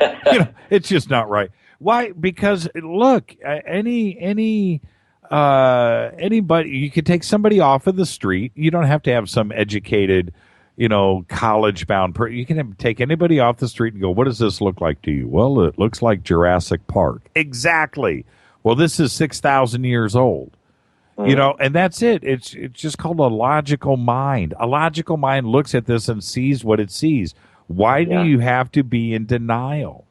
It's opening up discovery of our past. And let's try to figure out what's going on here instead of brushing this under the rug and denying its very existence. And that's just wrong. Yeah, for you, for me, for your listeners, that's logical thinking. For a scientist, the what would he say if we ask the scientist, how is it possible that 6,000 years ago those people knew already how dinosaurs are looking like? Question one, did they still live at that time? Or why did they know how they looked like? And it's very hard to give an answer. So it's easier to say the whole collection is a fake than you don't have to give an answer. You know, I would want to parade this, take this, well, the Smithsonian would be one thing, but, take this to Harvard, take this to Purdue, take this to Stanford, take this to the University of Texas, take this to different schools around the United States that have great programs, have them do their own testing with their own control, and let them determine the age of it. And be done with it. And then let's figure out why it's a dinosaur. I don't know why it's a dinosaur, but let's figure out how old it is. And then let's figure out later, if it is that old, why is it a dinosaur? Was there a dinosaur alive 6,000 years ago? Maybe it's a representation of a lizard. I don't know. I don't know. Maybe there was a species that was still alive wandering around in Mexico 6,000 years ago, and they carved it, and it died off. But many different ones. Yeah, exactly. We don't know, but let's find out. Let's all agree on how old it is. I'll tell you what, if it's a modern fake, somebody's really good at faking, what's the word I want to use here? Well, sculpture. I guess you can call it a sculpture.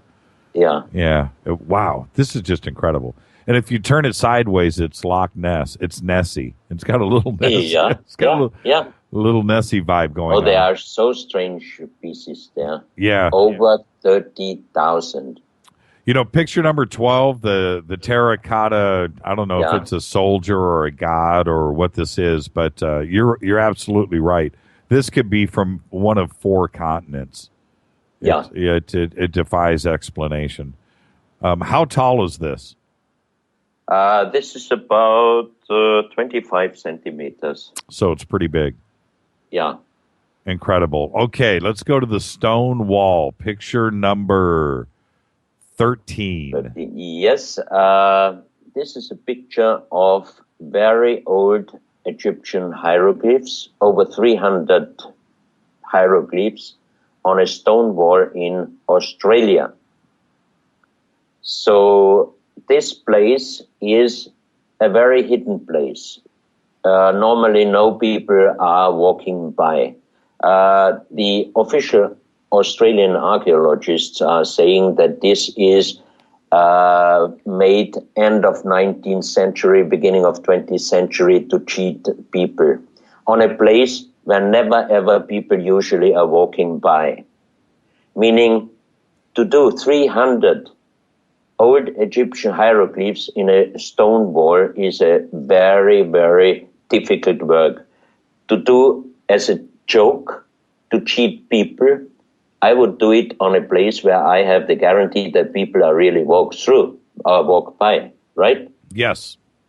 So there is a Australian researcher team, Stephen and Evan Strong, father and son, and they got a report about our work on the Bosnian pyramids, where my colleague did a scan over this mountain, and we could show that there is a tunnel system inside the so-called mountain, which gives us the guarantee that it is really a pyramid in Bosnia-Herzegovina in Europe. Right.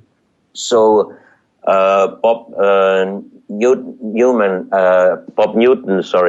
he gave this information about our work to Stephen and Evan Strong, and they called me, they contacted me, and they informed me about this place with a stone wall, because the translation of those Egyptian hieroglyphs said that there is the burial site of the second son of Chofu, Cheops, the so-called builder of the most famous pyramid in Egypt. That means it would have been, the Egyptians would have been in Australia already 4,500 years ago, which is, of course, incredible, impossible. Right. So they asked me if we can help them. They are searching an entrance to the graveyard, to the tomb, but they cannot find it. They did all the research around these hieroglyphs. They couldn't find anything like this. Then I asked again my colleague, and he did a scan over the area. And on picture 14, you can see a Google Earth picture with a blue marking, because we could show them that far behind the hieroglyphs, the stone wall, there must be a tunnel going into that direction to the hieroglyphs, and there is a big room, and inside the room we could detect precious metal and bones. That means definitely an important grave. So I sent the scan to Stephen and Evan, and they went already to this place again, and they informed me soon after they found, they told me that they never would have checked the area so far away from the stone wall, and it was very hard to find. They explained me because it was completely closed by trees and plants. They found a huge stone wall, and on the picture 15 and 16, they sent me that they found a tunnel, definitely man-made tunnel, which was broken down after about 11 meters. Then they asked the official archaeologist for allowance to open this tunnel with the help of a geologist. How far? I don't mean to cut you off, but how far is the tunnel from the hieroglyphs? That's about 100, a little bit over 100 meters, which means 300 feet. Yeah, it's right there. It's right there. Okay. Yeah. And have you been inside the tunnel yourself? These pictures, are they yours? No, they invited me already, but I couldn't make it to Australia yet because, but I'm sure not this year, because this year is the planning for a lot of research already scheduled. And in April next year, the opening of the exhibition in Vienna. But then I'm flying down to Australia because we could show them also, not far away from the area of the hieroglyphs.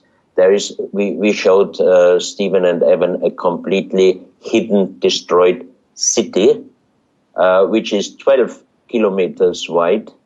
That means, I don't know in miles, but where it must have been a very big city, and it's approximately 5 to 8 meters under the ground. Yeah, I'm waiting for the Orthodox to say that these are natural caves. Of course they would say so. Of course. But Stephen and Evan, they went to some of the places we marked them, and they found huge star constellation in carving in stone walls and big stone walls, and it definitely, they confirmed that there must have been a big community in the past. They already know it. Absolutely incredible. But now we have the question, Aborigines, they didn't build cities, right? Right. And 5 to 8 meters under the ground means it must be very old. And for me, I think this city was destroyed through a big tsunami. Let's, before we run out of time, let's jump to picture 17. When you sent this to me in email, now I'm looking at, and everybody's going to be jealous, I have a huge 2-foot wide high-res picture up on my monitor. It's just incredible. What are we looking at here? The picture 17 is a broken part of a human heel bone found in Ecuador, south of Ecuador, in the province Loja, in a small valley.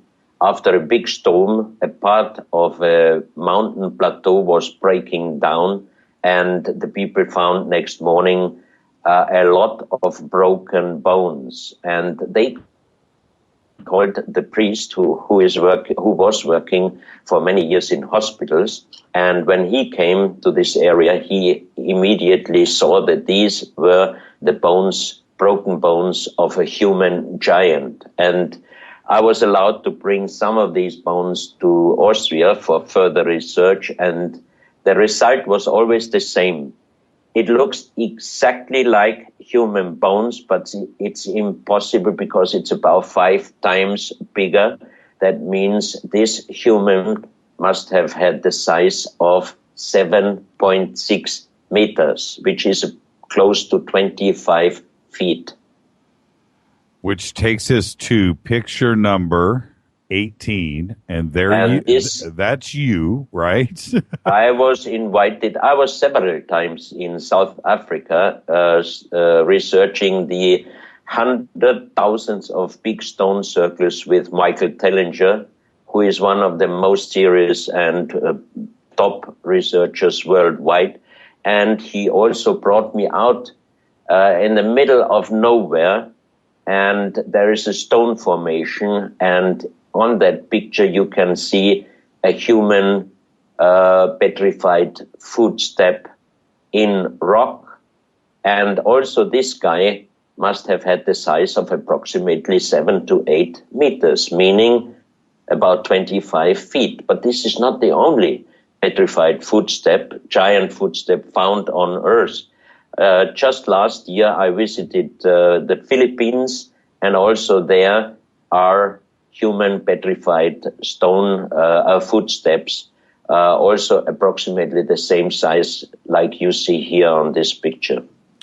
I'm looking at is there a possibility, I'm not being a skeptic, I'm just wondering, could this be a dinosaur that has a footprint similar to a human? No dinosaurs, as far as I know, is known who had such a footstep. But, Jimmy, you know, we did a lot of research on giants and little people. Sure. And worldwide, there is no tribe, no civilization, no country who does not have legends about giants and little people. Everywhere. Right. Now, how do you think this rock got flipped over? In that, if it was somebody that was 25 feet, they weren't lying on their back and then mashed this into mud. Exactly. Right. Exactly. So, that was the main reason why we went there to check it, because you have 2 different stone material in this area. The one where the footprint is inside is a different material than the one on the bottom where I'm standing on. And we checked it, and for me it looks like there must have been a very, very strong earth movement, and the one underground material was moving this one up. That's for me one of an possible explanation why it stands up.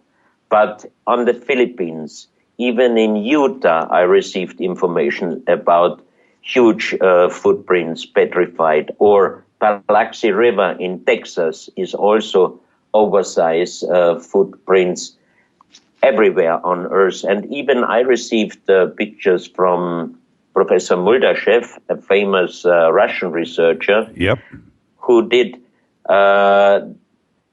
perfect research with different scientists in northern Syria, because there is a place where you have 3 giant footprints And he went there with a geologist, with the archaeologist, and they did research on the spot, and he even took some material of this stone with him to Russia. And the final result was that it was not a natural stone, it was a kind of cement. So that means definitely it was not hard rock when this guy, human, was standing with his 2 feet inside the material and making one step in front and then going out of the weak material. Right. And also this footprint is approximately the size of the one in South Africa. So that means that really big human must have lived on Earth in the past. Well, and maybe at the time with the dinosaurs. Maybe at that time. Sure. And when you look at this, you can tell that when the footprint was made, that the soft material was squished out, like when you walk in mud up at the big toe, and then petrified from there, and it just stayed there. It's a rather obvious thing. Let me ask you this: Are there only 4 toes here? No, 5. Is there a 5th one? That little skinny one all the way out to the left is the pinky toe? Yes. Man, that is huge. So, this is, how tall are you? 160 centimeters. What does that mean? I live in the United States. 160 centimeters, that's about 5, a little bit less than 5 feet. Okay, so you're 5 feet tall, so then this is a 5-foot footprint. It's not 5 feet. No, it's smaller. Oh, it's a little smaller? Well, I can't see the... It's about 4 feet. Oh, I see. I'm looking at... I had to scroll down. Yeah, I see the heel now. Okay, so it's about 4 feet. And then you see the squished out portion where the heel hit. Yes. It's so obvious. No, it's really... I mean... And all the others also, from Biloxi River, from Utah, from Philippines, from... everywhere in Sri Lanka are petrified footsteps. You find them all over the world. Incredible picture. How does it because it has to be such an emotional, dramatic moment when you go up and you see this in person? What happens? Does your heart start to race? Because it just doesn't fit your mind. Your brain isn't working right, is it? No, you just look very, very close and just think what is positive, what is negative, is it reality or is it man-made or whatever.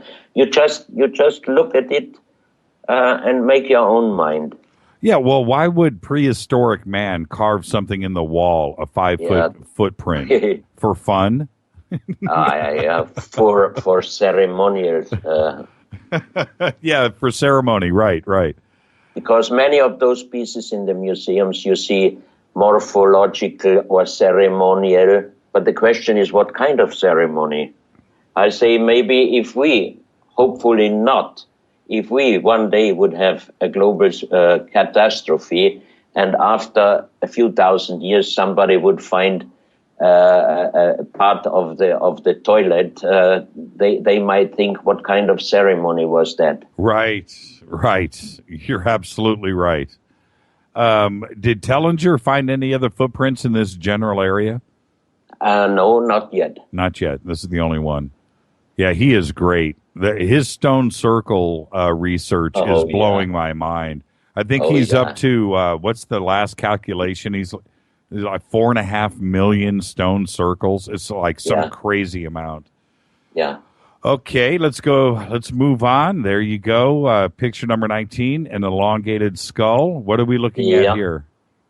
This is one of the real most impressive skulls I found already 2000 on my first trip to Peru.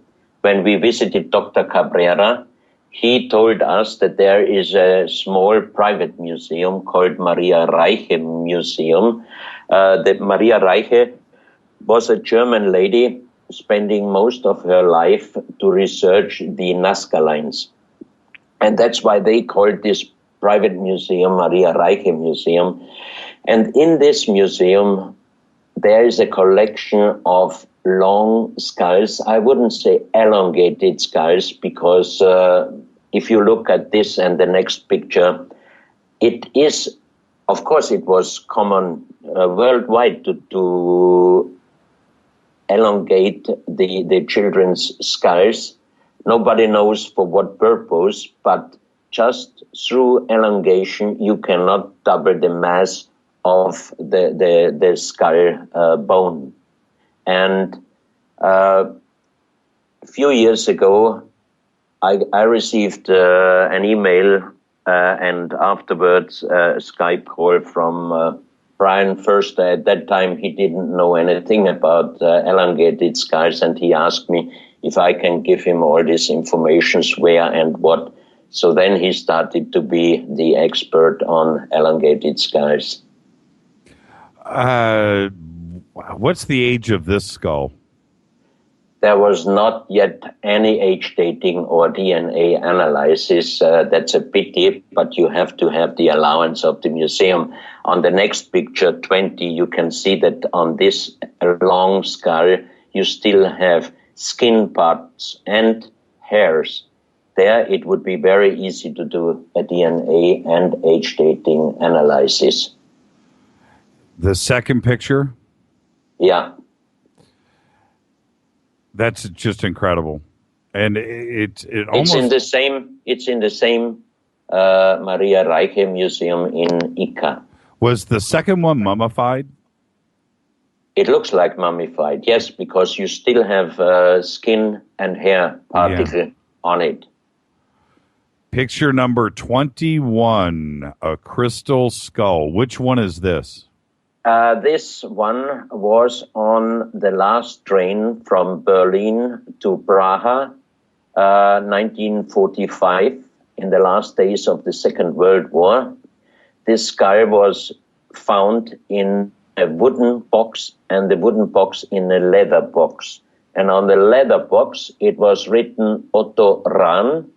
Otto Rahn was the archaeologist, one of the SS archaeologists who was searching in order the Holy Grail and the Ark of the Covenant in Rennes-le-Château and in Montségur.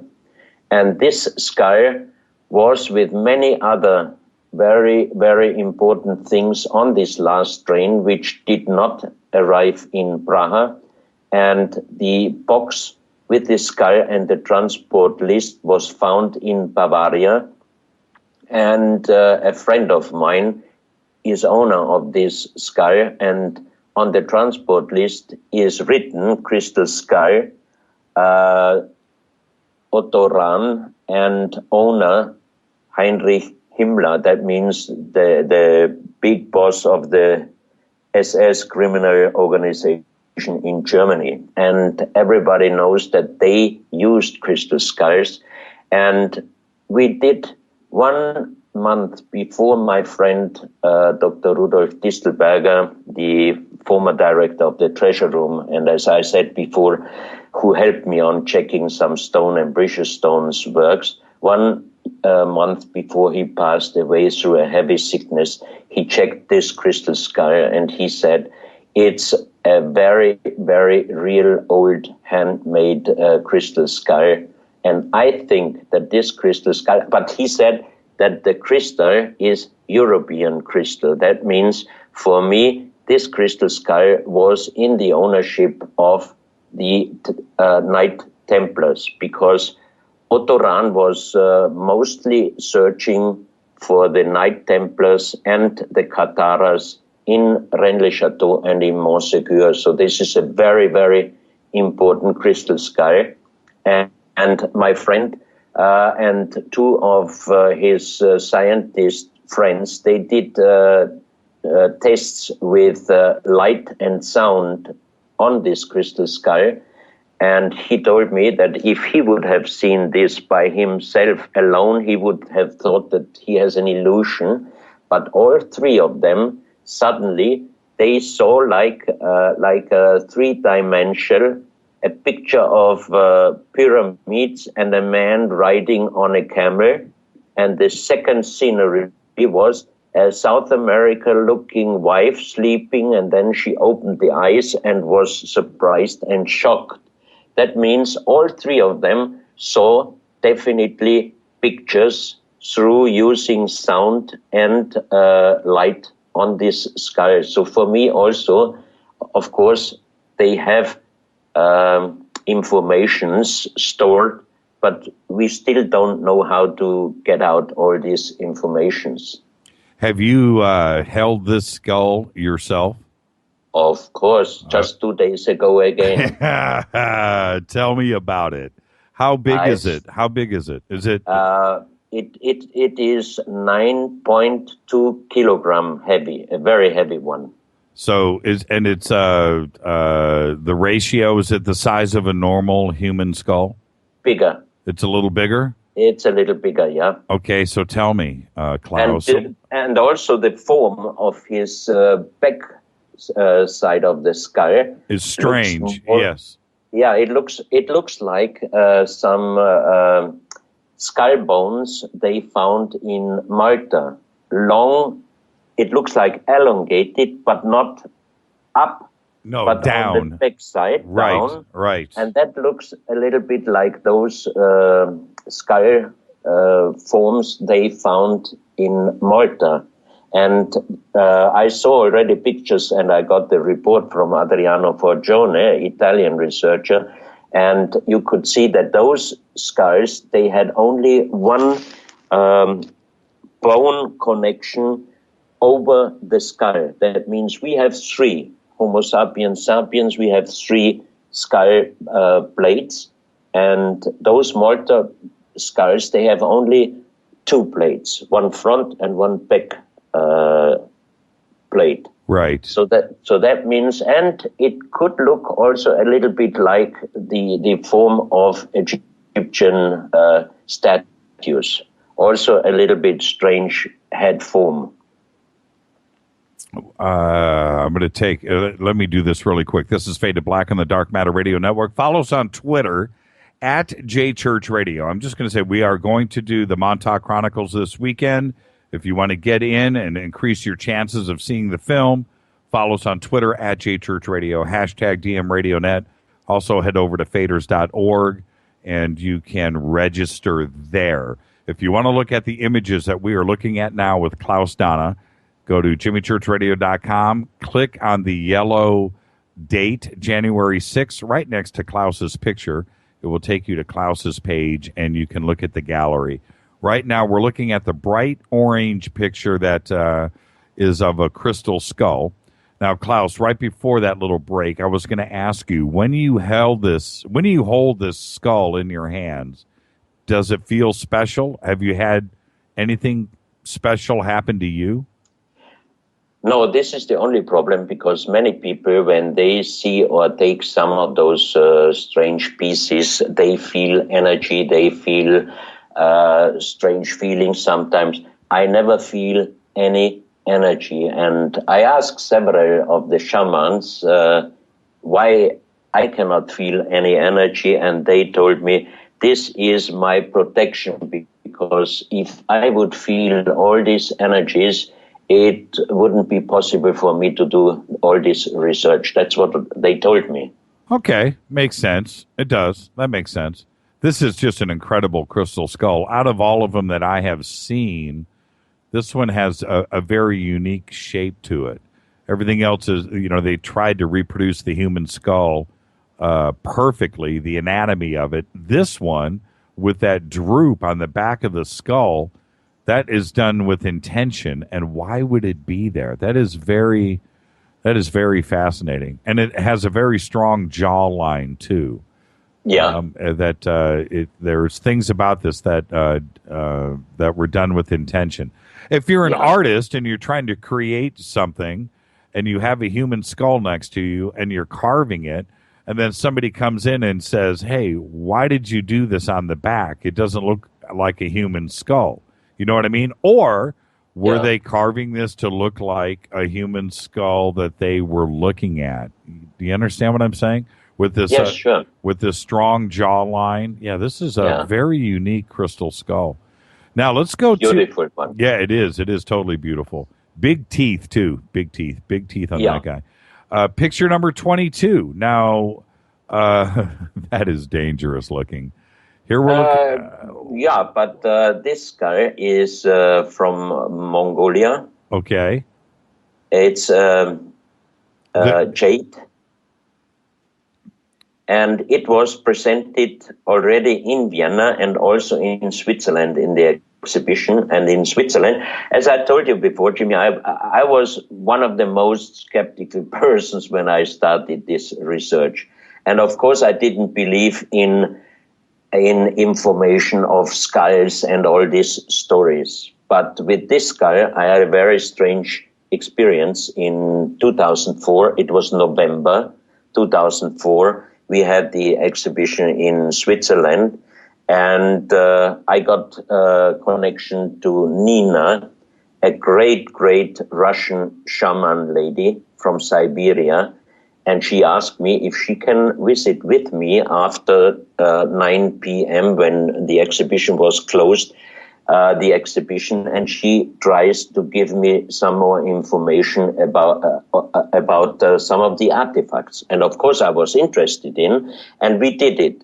And she gave me a lot of informations on artifacts, which I knew, but it was not written on the explanations. But when she was in front of the skulls, she meditated, then she spoke in a language which I never ever heard before. Then she translated into Russian, and the translator told me there are two informations from this skull. The first one is for me, and this was November 2004. She said, in the near future, you will excavate a lot of things from the earth. And at that time, Jimmy, I am not a professional archaeologist, and I had no idea of one day trying to dig. So I thought this is not correct. But the second information was, it was November 2004. The second information which came from this skull was, in a few days, a big wave will kill hundreds of thousands of people. And you remember that on 26th of December 2004, in Southeast Asia was the big tsunami which killed hundreds of thousands of people. How did that make you feel? Wow. Yeah. I had goosebumps on when I realized that, because on the first radio information, I remember very well on 26th Christmas Day, I went down to the kitchen, switched on the radio, and made my coffee. There was the information about a tsunami in Southeast Asia, which killed about 20,000 people. And then it was 100,000, and then it was 200,000, and finally it was close to 300,000 people. Is this skull, is that a two-piece jaw? No, it's one piece. It's one piece. So they were able to, wow, that's pretty intricate. Oh, yeah. How is this also life size? How big is this skull? This one is approximately life size, yes. That, that's a pretty scary looking, and the jawline on that, it's too big. That's kind of a weird, how do you explain that? For me, he is smiling. Look at him. Well, he's definitely, that's an evil grin, isn't it? Oh, yeah. Yeah, that's a scary. Have you held this one? Oh, yeah, of course. You have? And again, I'll ask you the same thing. How do you feel when you hold this in your hand? Normal. Wow, that is no reaction. Wow, that is just that's bad dreams right there. Let's go to picture number 23. This is one of the most important skulls. It's smaller than a normal human skull. It's a quartz stone. And on top of this skull, you have the encarving of Quetzalcoatl, the feathered god.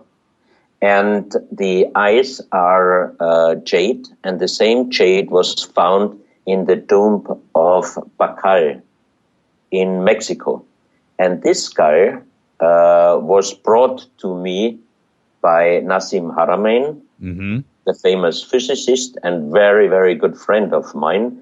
He received this skull from the last owner because everyone who bought this skull got a very, very bad problem.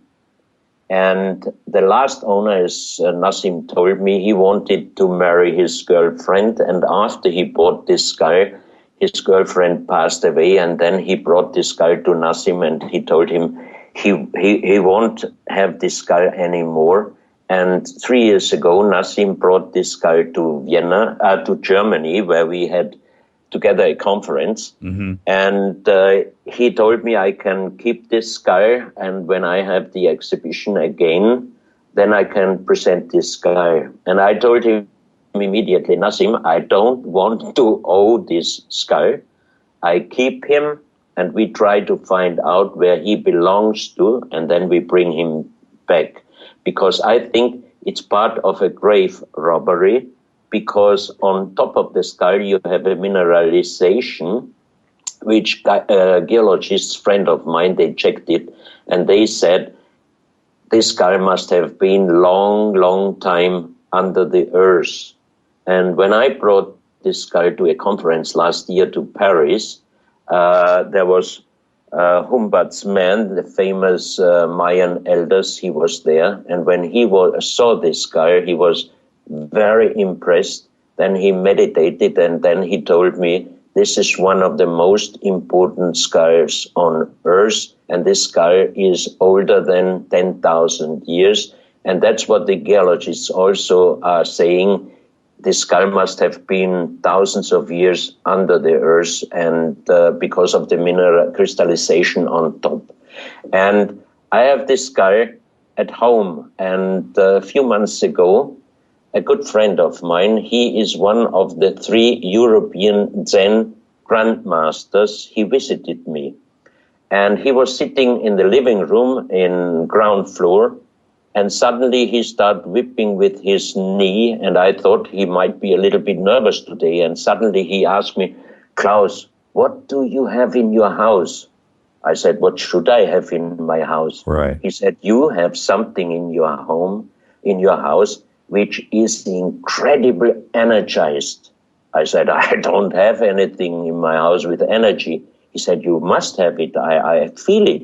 So I thought, oops, maybe the crystal skull. So I went upstairs, first floor, and took it out from the room, and he couldn't see me yet. And he already called me up. Yes, that's it. I feel the energy already getting stronger. Then I brought this skull down, and I was putting him on the table. And he was moving back with his chair and said, wow, this is really strong energy. He said, do you keep this skull at your house? Right. I said, in my sleeping room. He's looking to my bed. Why? He said, no, you kidding. I said, yes. He said, I couldn't sleep any second because of this strong energy. Well, I sleep good. Are the eyes looking at you when you sleep? Do you wake up and he's looking at you? Is that what you're saying? He is looking at me, and I think he's watching me and guarding me. I feel good. Klaus, they are right. You are crazy. You're out of your mind. That is incredible. The way that the nose and the cheeks are depicted, it's very, very unique, and it almost looks, chimpanzee, apish, but then it is totally human too as well. It's got the aspects of both. When the way that I'm looking at it here, is it the angle or front? Is it shaped like that? Are the teeth really that big versus the back, or are we looking at it? Is it laying flat? Yeah, the angle is a little bit strange. Right. From this photo, yeah. Right. Yeah, you are right. Okay. Very. And on the next picture, you have the Quetzalcoatl, the end carving on top of the skull. Oh, is that what this is? Yes. Okay, hold on. I'm scrolling back. Okay. All right, everybody. Picture number 24. That is not a rock. That is the top of the skull that we are talking about. Okay, so what is it that is carved here, Klaus? There you can see the face and the long feathers on top of his head. Oh, and you can see the ear. Right. Yeah. Okay. Now I have to tip my head the opposite way. So those are feathers going down the back of the skull on the other side. Yes. Where in this picture, what is the front of the skull? The front of the skull is on top. The front of the skull is on top. Then what? Yeah. At the bottom of this picture where the neck is, right, Yeah. of the head, what are those two little nubs sticking out of the back of the bottom of the skull? What is that? The jawbone, the end of the jaw. At the end of the jaw, at Yeah. 7 o'clock and at 5 o'clock, right? You understand what Yeah. I'm saying? Yeah. Okay. Yeah. I got you. Wow, that is nuts. That is crazy. It's a great piece. Oh, that is just insane. And this sits in your house? Oh, yeah. Are you crazy? No way. Oh, man. Look, he brought every former owner bad luck. I'm not the owner, and he knows, this guy knows that whenever I get the right information where he belongs to, Sure. I bring him back. So I'm not owning him. Well, Klaus, Nassim is a very smart guy. He's your good friend. You trust Yeah. Nassim. And if he's Yeah. dropping this skull off in Germany going, check this out, man, it's not going back to Hawaii with me. I'm leaving this here. Isn't that good enough for you? Isn't that a good enough warning? No, it's good. Okay. All right. Since he is with me, I'm lucky. Okay. Believe me. Maybe you won't be able to part with it. Look, I was invited May last year to Japan for a conference, and they asked me if I can bring the skull. And I was really afraid because I know how the custom clearance in Japan is, even more strong than anywhere else. So I was really considering, and a fortune teller, a good friend of mine, a lady, she wanted to see this skull, and immediately she told me, this skull feels very, very good with you, but he loves to travel. And I said, yeah, I'm invited to Japan, but I'm scared to bring him there. She said, no, don't worry, he protects himself. So I brought him with me in the hand luggage, and coming into Japan, I had no problem. But to fly back, scanner and everything, and I was really scared. And of course, when I put my bag into the scanner, I had to go on the side, I had to open the bag, I had to take out the skull, and the discussion started. And then one of the guys made a telephone call, and the big chief came. And I showed him the program of the conference where the skull was also presented. Uh-huh. And he was looking at the brochure. And then he said, wow, you did a conference 2 days ago in Osaka? I said, yes. He said, here's my name card. Next time you come for a conference, please give me a call because I'm so interested in these things. And then he just turned around to the other guys and said, everything is okay. And I could bring the skull out, so it means he protects really himself. That's a good story too. Does he have a name? You keep saying he. Does he have a name? I call him Quetzalcoatl because it shows the feathered god on top. Wow, that is incredible. What I didn't ask you. What's it carved of? What's the stone? It's a quartz stone with different material. It's a mixture, but the master who did this skull used the colors of the stone very, very good because you can see the white teeth. For the teeth, yes. Yeah. Mm-hmm. Incredible piece. That's just Yeah, incredible. it is. You know, and as I was looking at it, we're going to move on in a second, but I did want to make that comment, and it's funny that you just said that. It looks like everything was orientated around the white vein of white quartz that is going through exactly where the teeth are. Yeah. Absolutely Beautiful incredible. piece. Yeah, it's incredible. Incredible. Can't stop staring at it. That's and the skull. Wow. Is there any carving on the front side, or is it just the god with the feather headdress? Just this picture you see on the 24 picture, yeah. And he's got an earring and everything. Yeah. Wow, that's incredible. Incredible picture. All right. Oh, look at this next one. Okay, number 25. Okay. This one was found together with 3,000 artifacts in a tunnel in Mexico by a farmer. And I received an email about 3 years ago. It was mentioned top secret and several photos, about 10 photos.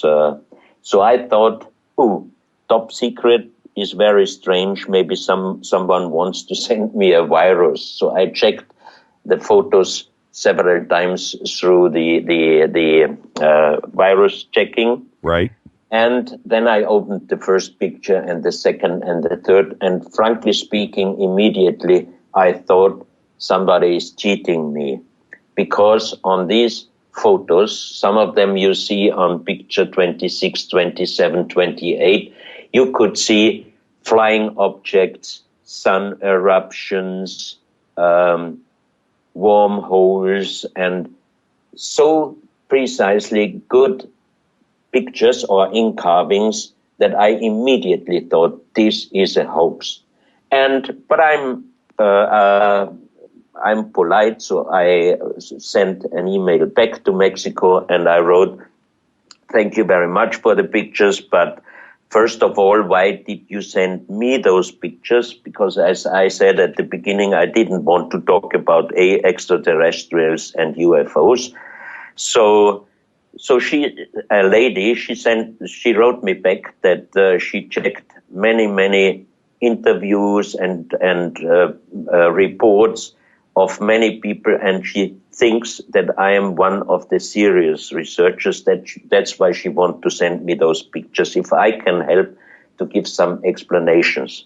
Then I wrote her back that it is very difficult to do any writing about photos, only about 10 photos. So in the next months, I received approximately until now over 800 photos from artifacts, from very small ones up to 50 centimeter big ones. 50 centimeters, that's a half, almost a foot. Yeah. No, more. Yeah. A foot is 30 centimeters. Right. So more, close to 2 feet artifacts. 2,500 out of the 3,000 are encarved stones, all kind of semi-precious stones, different stones, and 500 pieces are molded. And I asked to send me some of the molded pieces for material check. So we did it, and the material is a kind of material which we are using for porcelain making. And then we started, I informed also Nassim Haramein. I sent him some of the photos with sun eruptions and other things, because I didn't have any explanation. I'm not a physicist. So he came, the time 3 years ago when he came to Germany, we presented first time some of these pictures, and we asked not to do any photo or film, because I knew if these pictures are going on internet, hell is going on. Yep. So someone did a film And he was putting this film on the internet, and believe me, Jimmy, even the UFO and extraterrestrial freaks were calling us liars and very bad words. Well, because they are too good. They are too good. Too good. We're gonna get to pictures 26, 27, 28 in a second. With a picture 25 and this crystal skull. Are you saying that this was from the same batch as the Yes. UFO artifacts? Okay. Yes, and it's hollow inside. It's what? Yes. It can't be. Oh, yeah. All right. Has there been any dating on this approximate? No, because the owner is the farmer, and the farmer is afraid if the government knows I remember about reading his that. collection, then they might take his land and the pieces. Right. But a farmer who is a poor guy, who owns his land, that's all what he has, he cannot make 3,000 artifacts, No. 2,500 carving in stone, meaning some of them, they have inlays of gold, little gold. Thanks that this farmer is a real good person, because another one would break out the gold and make it to money. But coming back, when we showed some of these pictures in internet, then hell was going on, and it was a bad story. But every negative has also some positive. Some Mexican indigenous people were watching this video, and they informed me, and they sent me also pictures, and they wrote me, we have also since hundreds of years in our family pieces like this. Incredible. So that was the good reaction. Is that a hole in the top of the skull's head at the top? No, it's not a hole. What is that? It's what is it? It's a quartz line going through. No. At the very top, the crown of the skull, there is a hole. It looks like a third eye socket at the very top. No, it's a little how to say, a little bit. It's not a straight hole. It's just a little. How to say in English? Well, what is it, Klaus? That is. Was it carved? It's a carving. Wow, why would it be there? Yeah, it looks like it's a little bit higher than the third eye. And how do you explain? Yeah, it would be just a little bit. How do you explain the nose being carved like it is too? I don't know, because I only have the pictures. I didn't see all these things in origin, but we already made an agreement in April or latest May. I'm flying to Mexico, and then I can see all these pieces in original. And I try to get 30 pieces, including the crystal skulls, to Vienna in 2016 for the exhibition, and I'm quite sure I get 13 old crystal skulls together. You have to tell me what this skull is like once you hold it in your hands. You have to let me know. Sure. That's incredible. Sure. Okay, we're at the bottom of the hour. This is Fade to Black, only on the Dark Matter Radio Network, bespoke radio for the masses. We are talking to Klaus Dona live from Austria. And we're going through an incredible collection of pictures. If you are listening and you want to see what we're looking at, just go to jimmychurchradio.com, click on Klaus's name right there. It's in yellow. That'll take you over to his page. You can look at the gallery there. We are going through everything in order. Also, our producers here at Fade to Black are posting everything in Twitter, too, in order. Go follow us on Twitter at jchurchradio. Shoot me an email to jimmy@jimmychurchradio.com. Okay, Klaus, these alien ET depictions on these, when I first saw them, and I remember when they first hit, when I first saw them, the only thing I could think of is these are too good. They're too perfect. Exactly.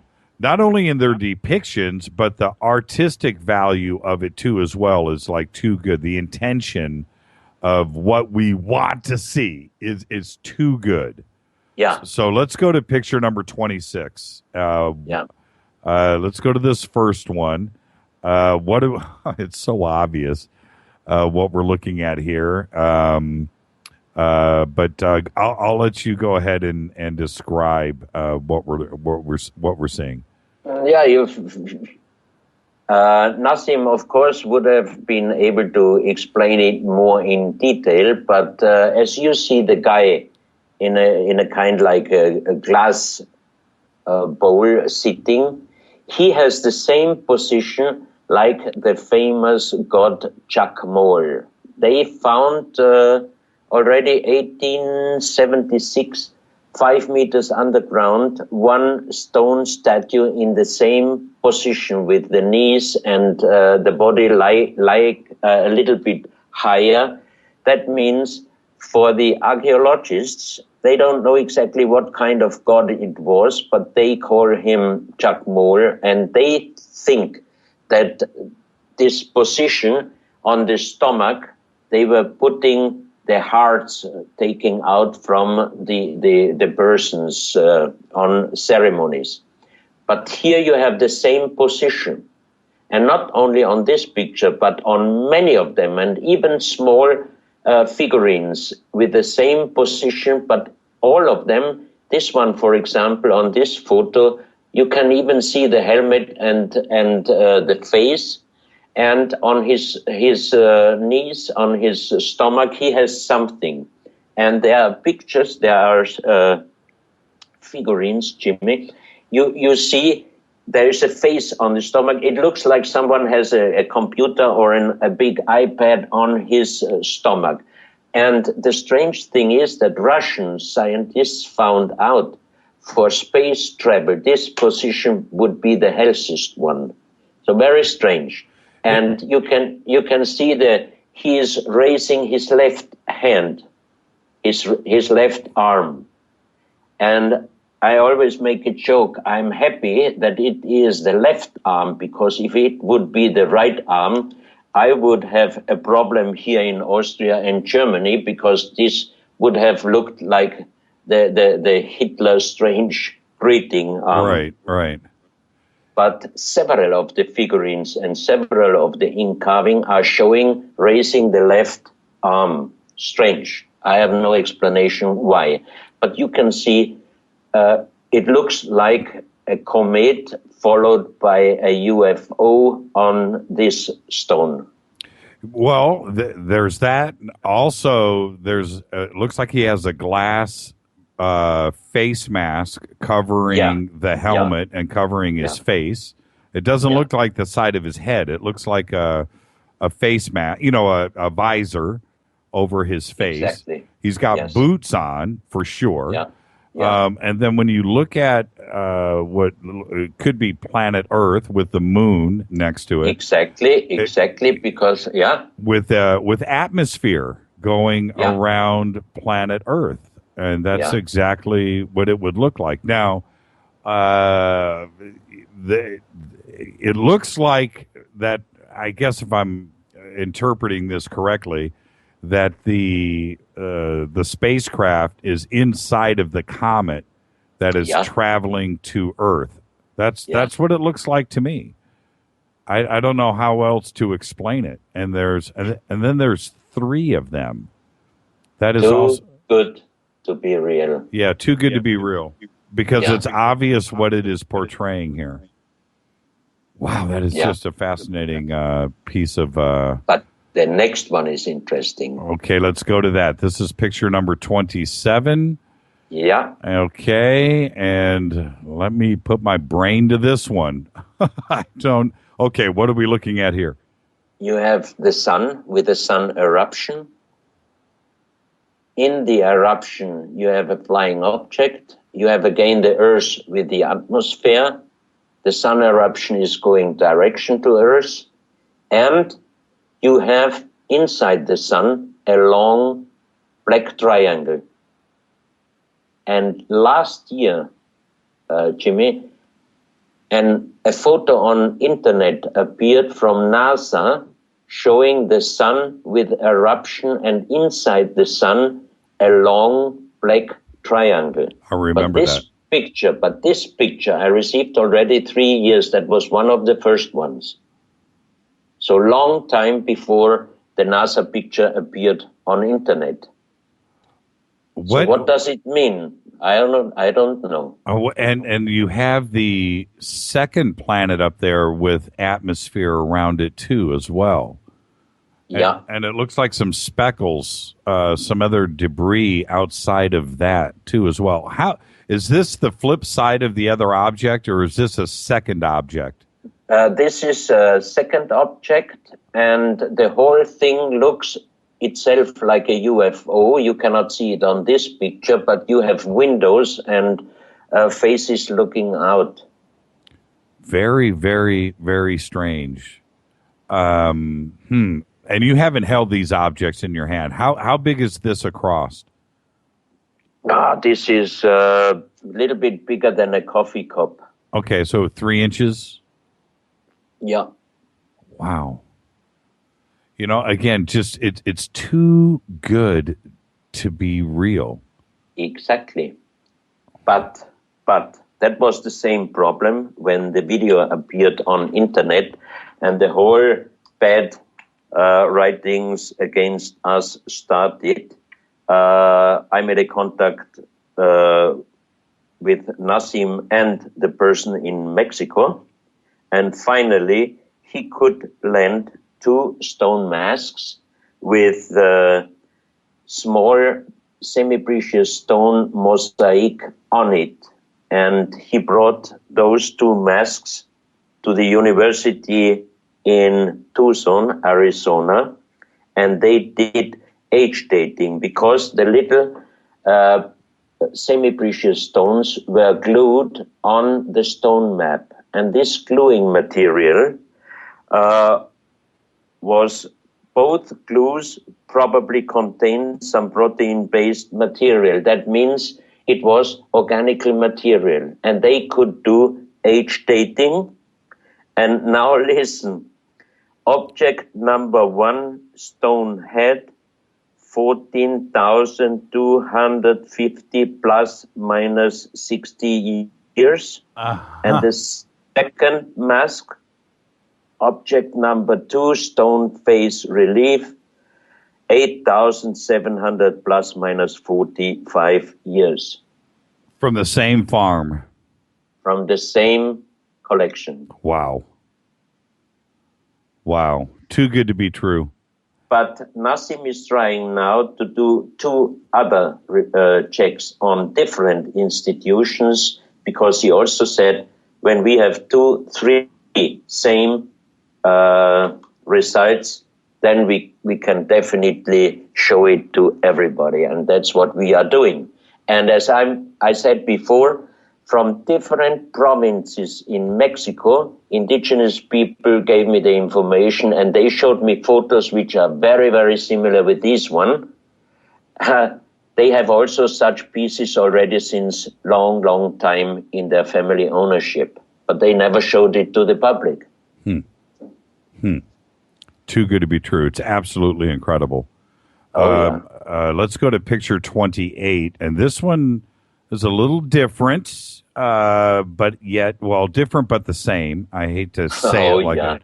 Okay, I'm trying to okay, now, at first glance, I see, is that Saturn with rings? Is that what I'm looking at? Yes. Now, looks like. How can that be? Okay, what are we looking at here? I'll let you describe. Yeah, for me, there's also, again, the sun with this big, big sun eruption with a kind of flying object, and it's round. And on this picture, you can see the windows with yellow faces looking out. You see it? Yes, I'm looking at it. I'm on 9 o'clock, 3 o'clock, and 6 o'clock. With little, are those triangles in between? Yeah, I see that. Yeah. Now, I'm going to ask the crazy question because I can't see it here. Are you going to tell me that looks like an alien gray face? A little different, with big, long eyes like Asian style, but bigger. Wow. Explain that. Just explain what 3,000 pieces. Unbelievable. This is just incredible. So okay, so it looks like we have, at the top, we have the sun with another solar flare. We have a little spacecraft inside of the solar flare, which is a strange thing to kind of explain why somebody would do that. Saturn with its rings, and then down below, I don't know if that's Earth, but it looks like another planet down at the bottom. Now, all of this is on the top of this carving that looks like, well, what you would call your typical flying saucer with a dome on the top. Yeah, with a UFO with 4 windows on it. Like Klaus is saying, at the 12 o'clock, 3 o'clock, 6 o'clock, and 9 o'clock positions are little round portals, windows, with faces looking out of these portals. And I don't know if this was... If this wasn't what it looks like, if this wasn't a UFO, if this wasn't a flying saucer, then why would somebody carve something like this? You know, exactly. Yeah, with this type of deliberateness to it.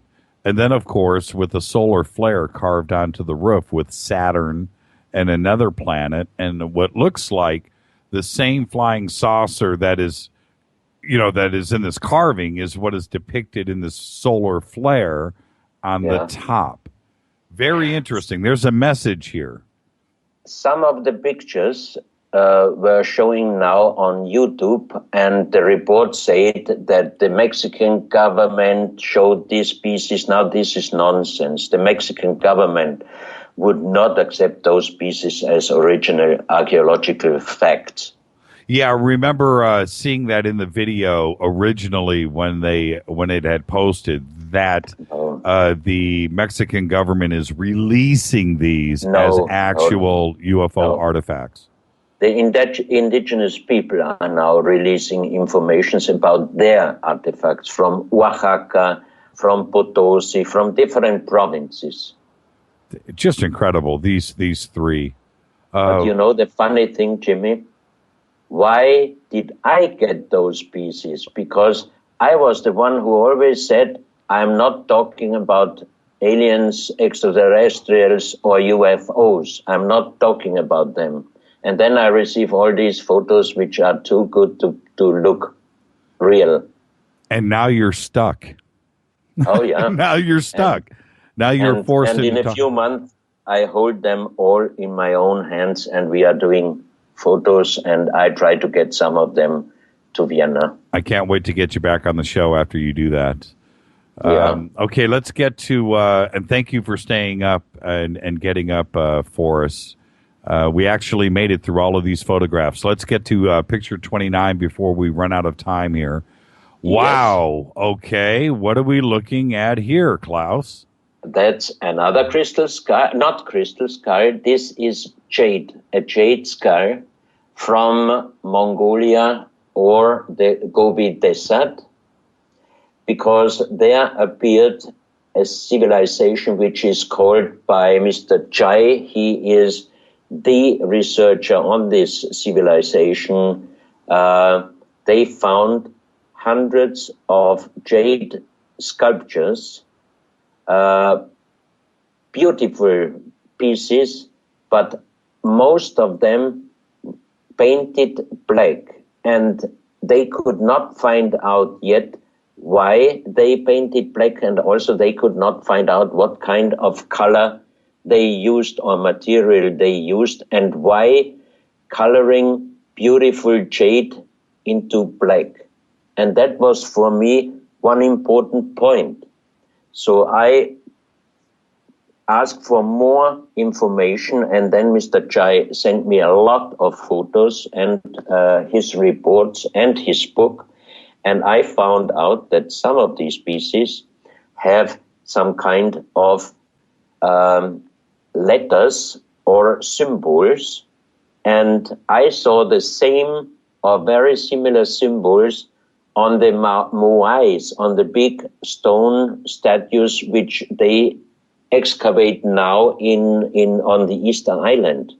You remember that some of the Moais, they are only showing until the breast, but they are now excavating deep, deep, deep, and these Moais, they are really very, very tall. Yeah, they have feet.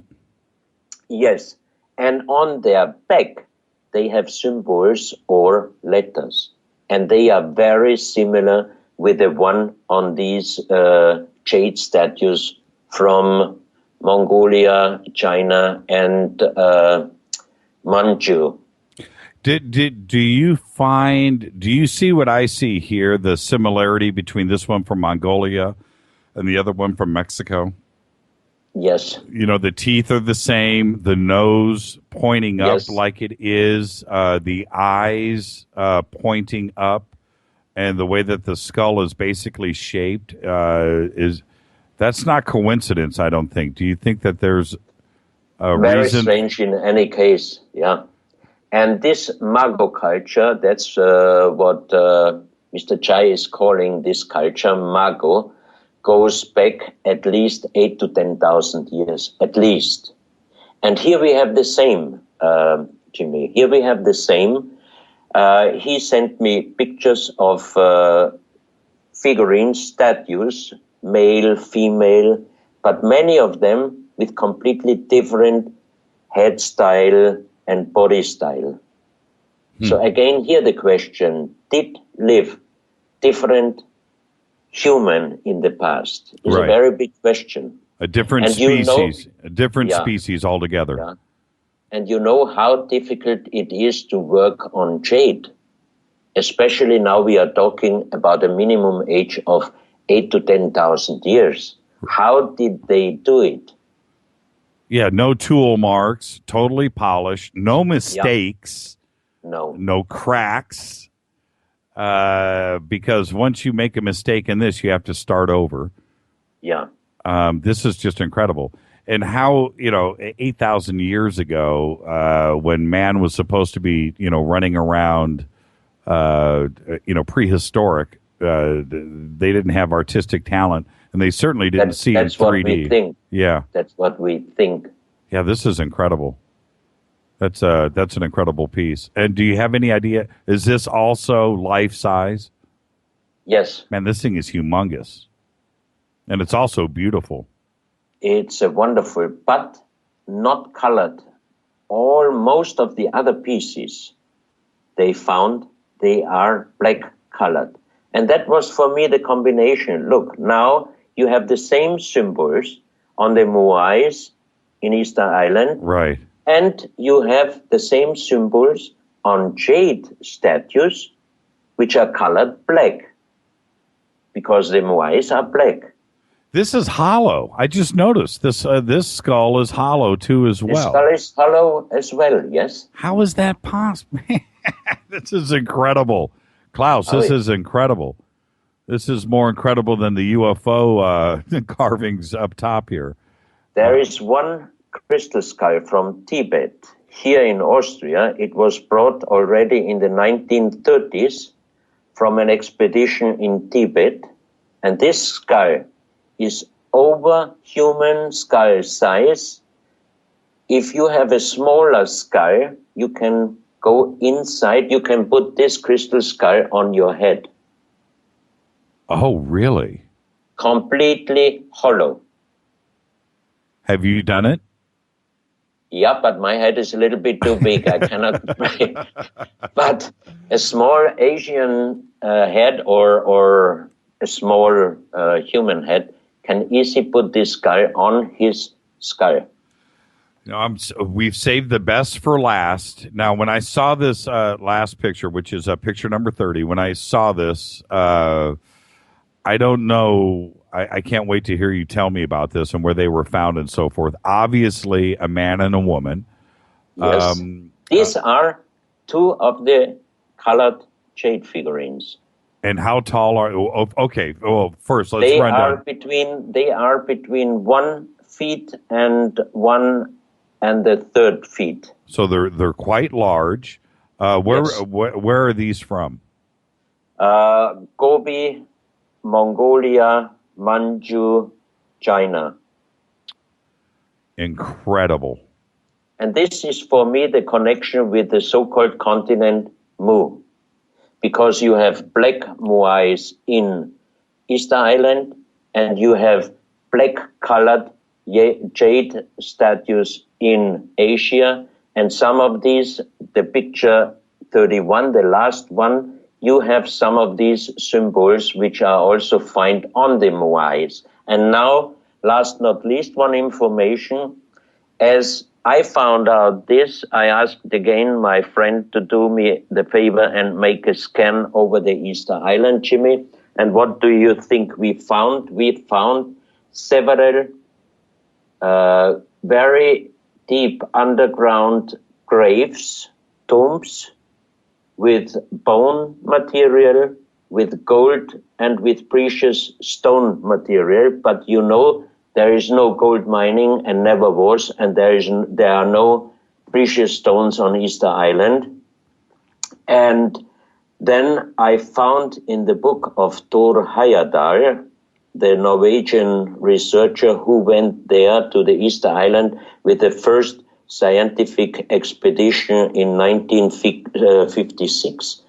He wrote in the book at the beginning that the old indigenous people told me that in the past they buried the kings on their island. But they never, until now, they never ever found an important grave on the Easter Island. And we try now to get a contact with the American archaeological team who is doing excavations there. We could show them at least one or several of the grave positions, and that would be very important and interesting to open one of these graves, because there are still bones. That means the material must be very hard to cover the bones for thousands of years. But then it would be possible to do, first of all, to see what kind of human were there, Right. the so-called kings. And if you have in every grave, you have precious material and precious stones, that means each one must be a very important grave. And that would didn't fit come connection. and wasn't indigenous to the island. Exactly, and that would fit. And for me, most probably the Easter Island is the spiritual grave area and the rest of the so-called sunken continent Mu. Incredible. We have one last picture. I thought that was the last one. Now, when I'm looking at, I'm going to go, he's standing on a dog, isn't he? Yes. Is that what this is? A little schnauzer down here at the bottom? It's a strange animal anyway. Right. And it doesn't look like a person. What is it? He's got a question mark for a head. I have no idea, but you see the symbols on the front side, Yep. on the body side, and the same symbols you have on some of the Moais, on their back. And where is this from? This is connected with the skull before and the male and female before from the Okay. same area. From the... It's black colored jade. Incredible. What is this guy? Huh. Why would... It No almost idea. looks like a mouth, but why the whole... What... Yeah, this is crazy. When you look at something like this, you have an artist back then that is carving something because it is important. This Yeah. took somebody a long time to do. So this is something very, very, very important, and they wanted to make sure that it was depicted correctly. And so when you're looking at what is it that he was trying to make sure that it was carved, What is it that he was seeing? And was this standing in front of him? What is this? No idea. I've never seen anything like this. This is very strange. And he's standing on either a bear or a dog. Yeah. And here again, I have other photos where you see one man holding a cut skull in his hand. And the skull he is holding in his hand is much, much smaller than his own skull. That means, again, here we have on some of the pieces the approval that giants lived on Earth. I have to thank you for coming on the show tonight. Oh, we ran it to the very, very end. Thank you, Klaus. What an enlightening Thank you for evening. inviting me. Really quick, I've got 45 seconds left. Are you coming over to the States anytime soon?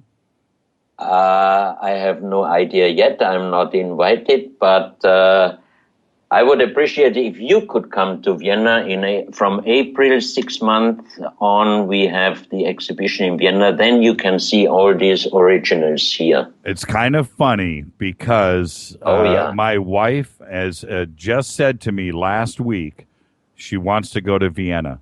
I said, what about Paris? What about Rome? Don't you want to go to London? She says, Jimmy, we're going to Vienna first.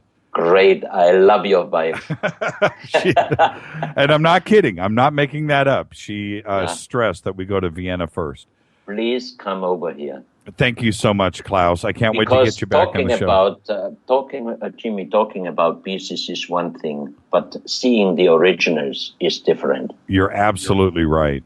Thank you so much, Klaus. I can't wait to get you back on. Let us know. Thank you. Let us know when you're back from Mexico, and we'll get you back on here in a couple of months, and we'll have an update. Okay, promised. Thank you so much. Klaus Donna, everybody. Thank you so much, Klaus. Thank you, Jimmy. Have a great 2015. Thank you. You too. Bye-bye. Bye-bye. Wow, we ran that up to the very, very bitter end. We got to get this rolling here. Wow. Klaus Donna. We got it all in, everybody. I don't know how, but we did. Thank you, Klaus. What do we have coming up next? Something from PSN, I think. Hold on, let me check. Skywatchers Radio is up next. Special thanks to Keith Rowland and Art Bell. Fade to Black's executive producers Rita Kamarian. Shows produced by Hilton J. Paul, Mark D. Kovar, LJ3, Renee, and Jonas. Announcers are Steve Harder, Gene Vito, and Mark D. Kovar. Fady by Dale. Webmaster is Method of Signaling. Music is this guy right here. That's what I'm talking about. Doug Aldrich. Intro by Spaceboy. SpaceboyMusic.com. Fade to Black is produced by KJCR for the Dark Matter Radio Network. I am your oh-so-humble host, Jimmy Church. I'm not sure what we have going on tomorrow night. Is tomorrow night Greg Ford?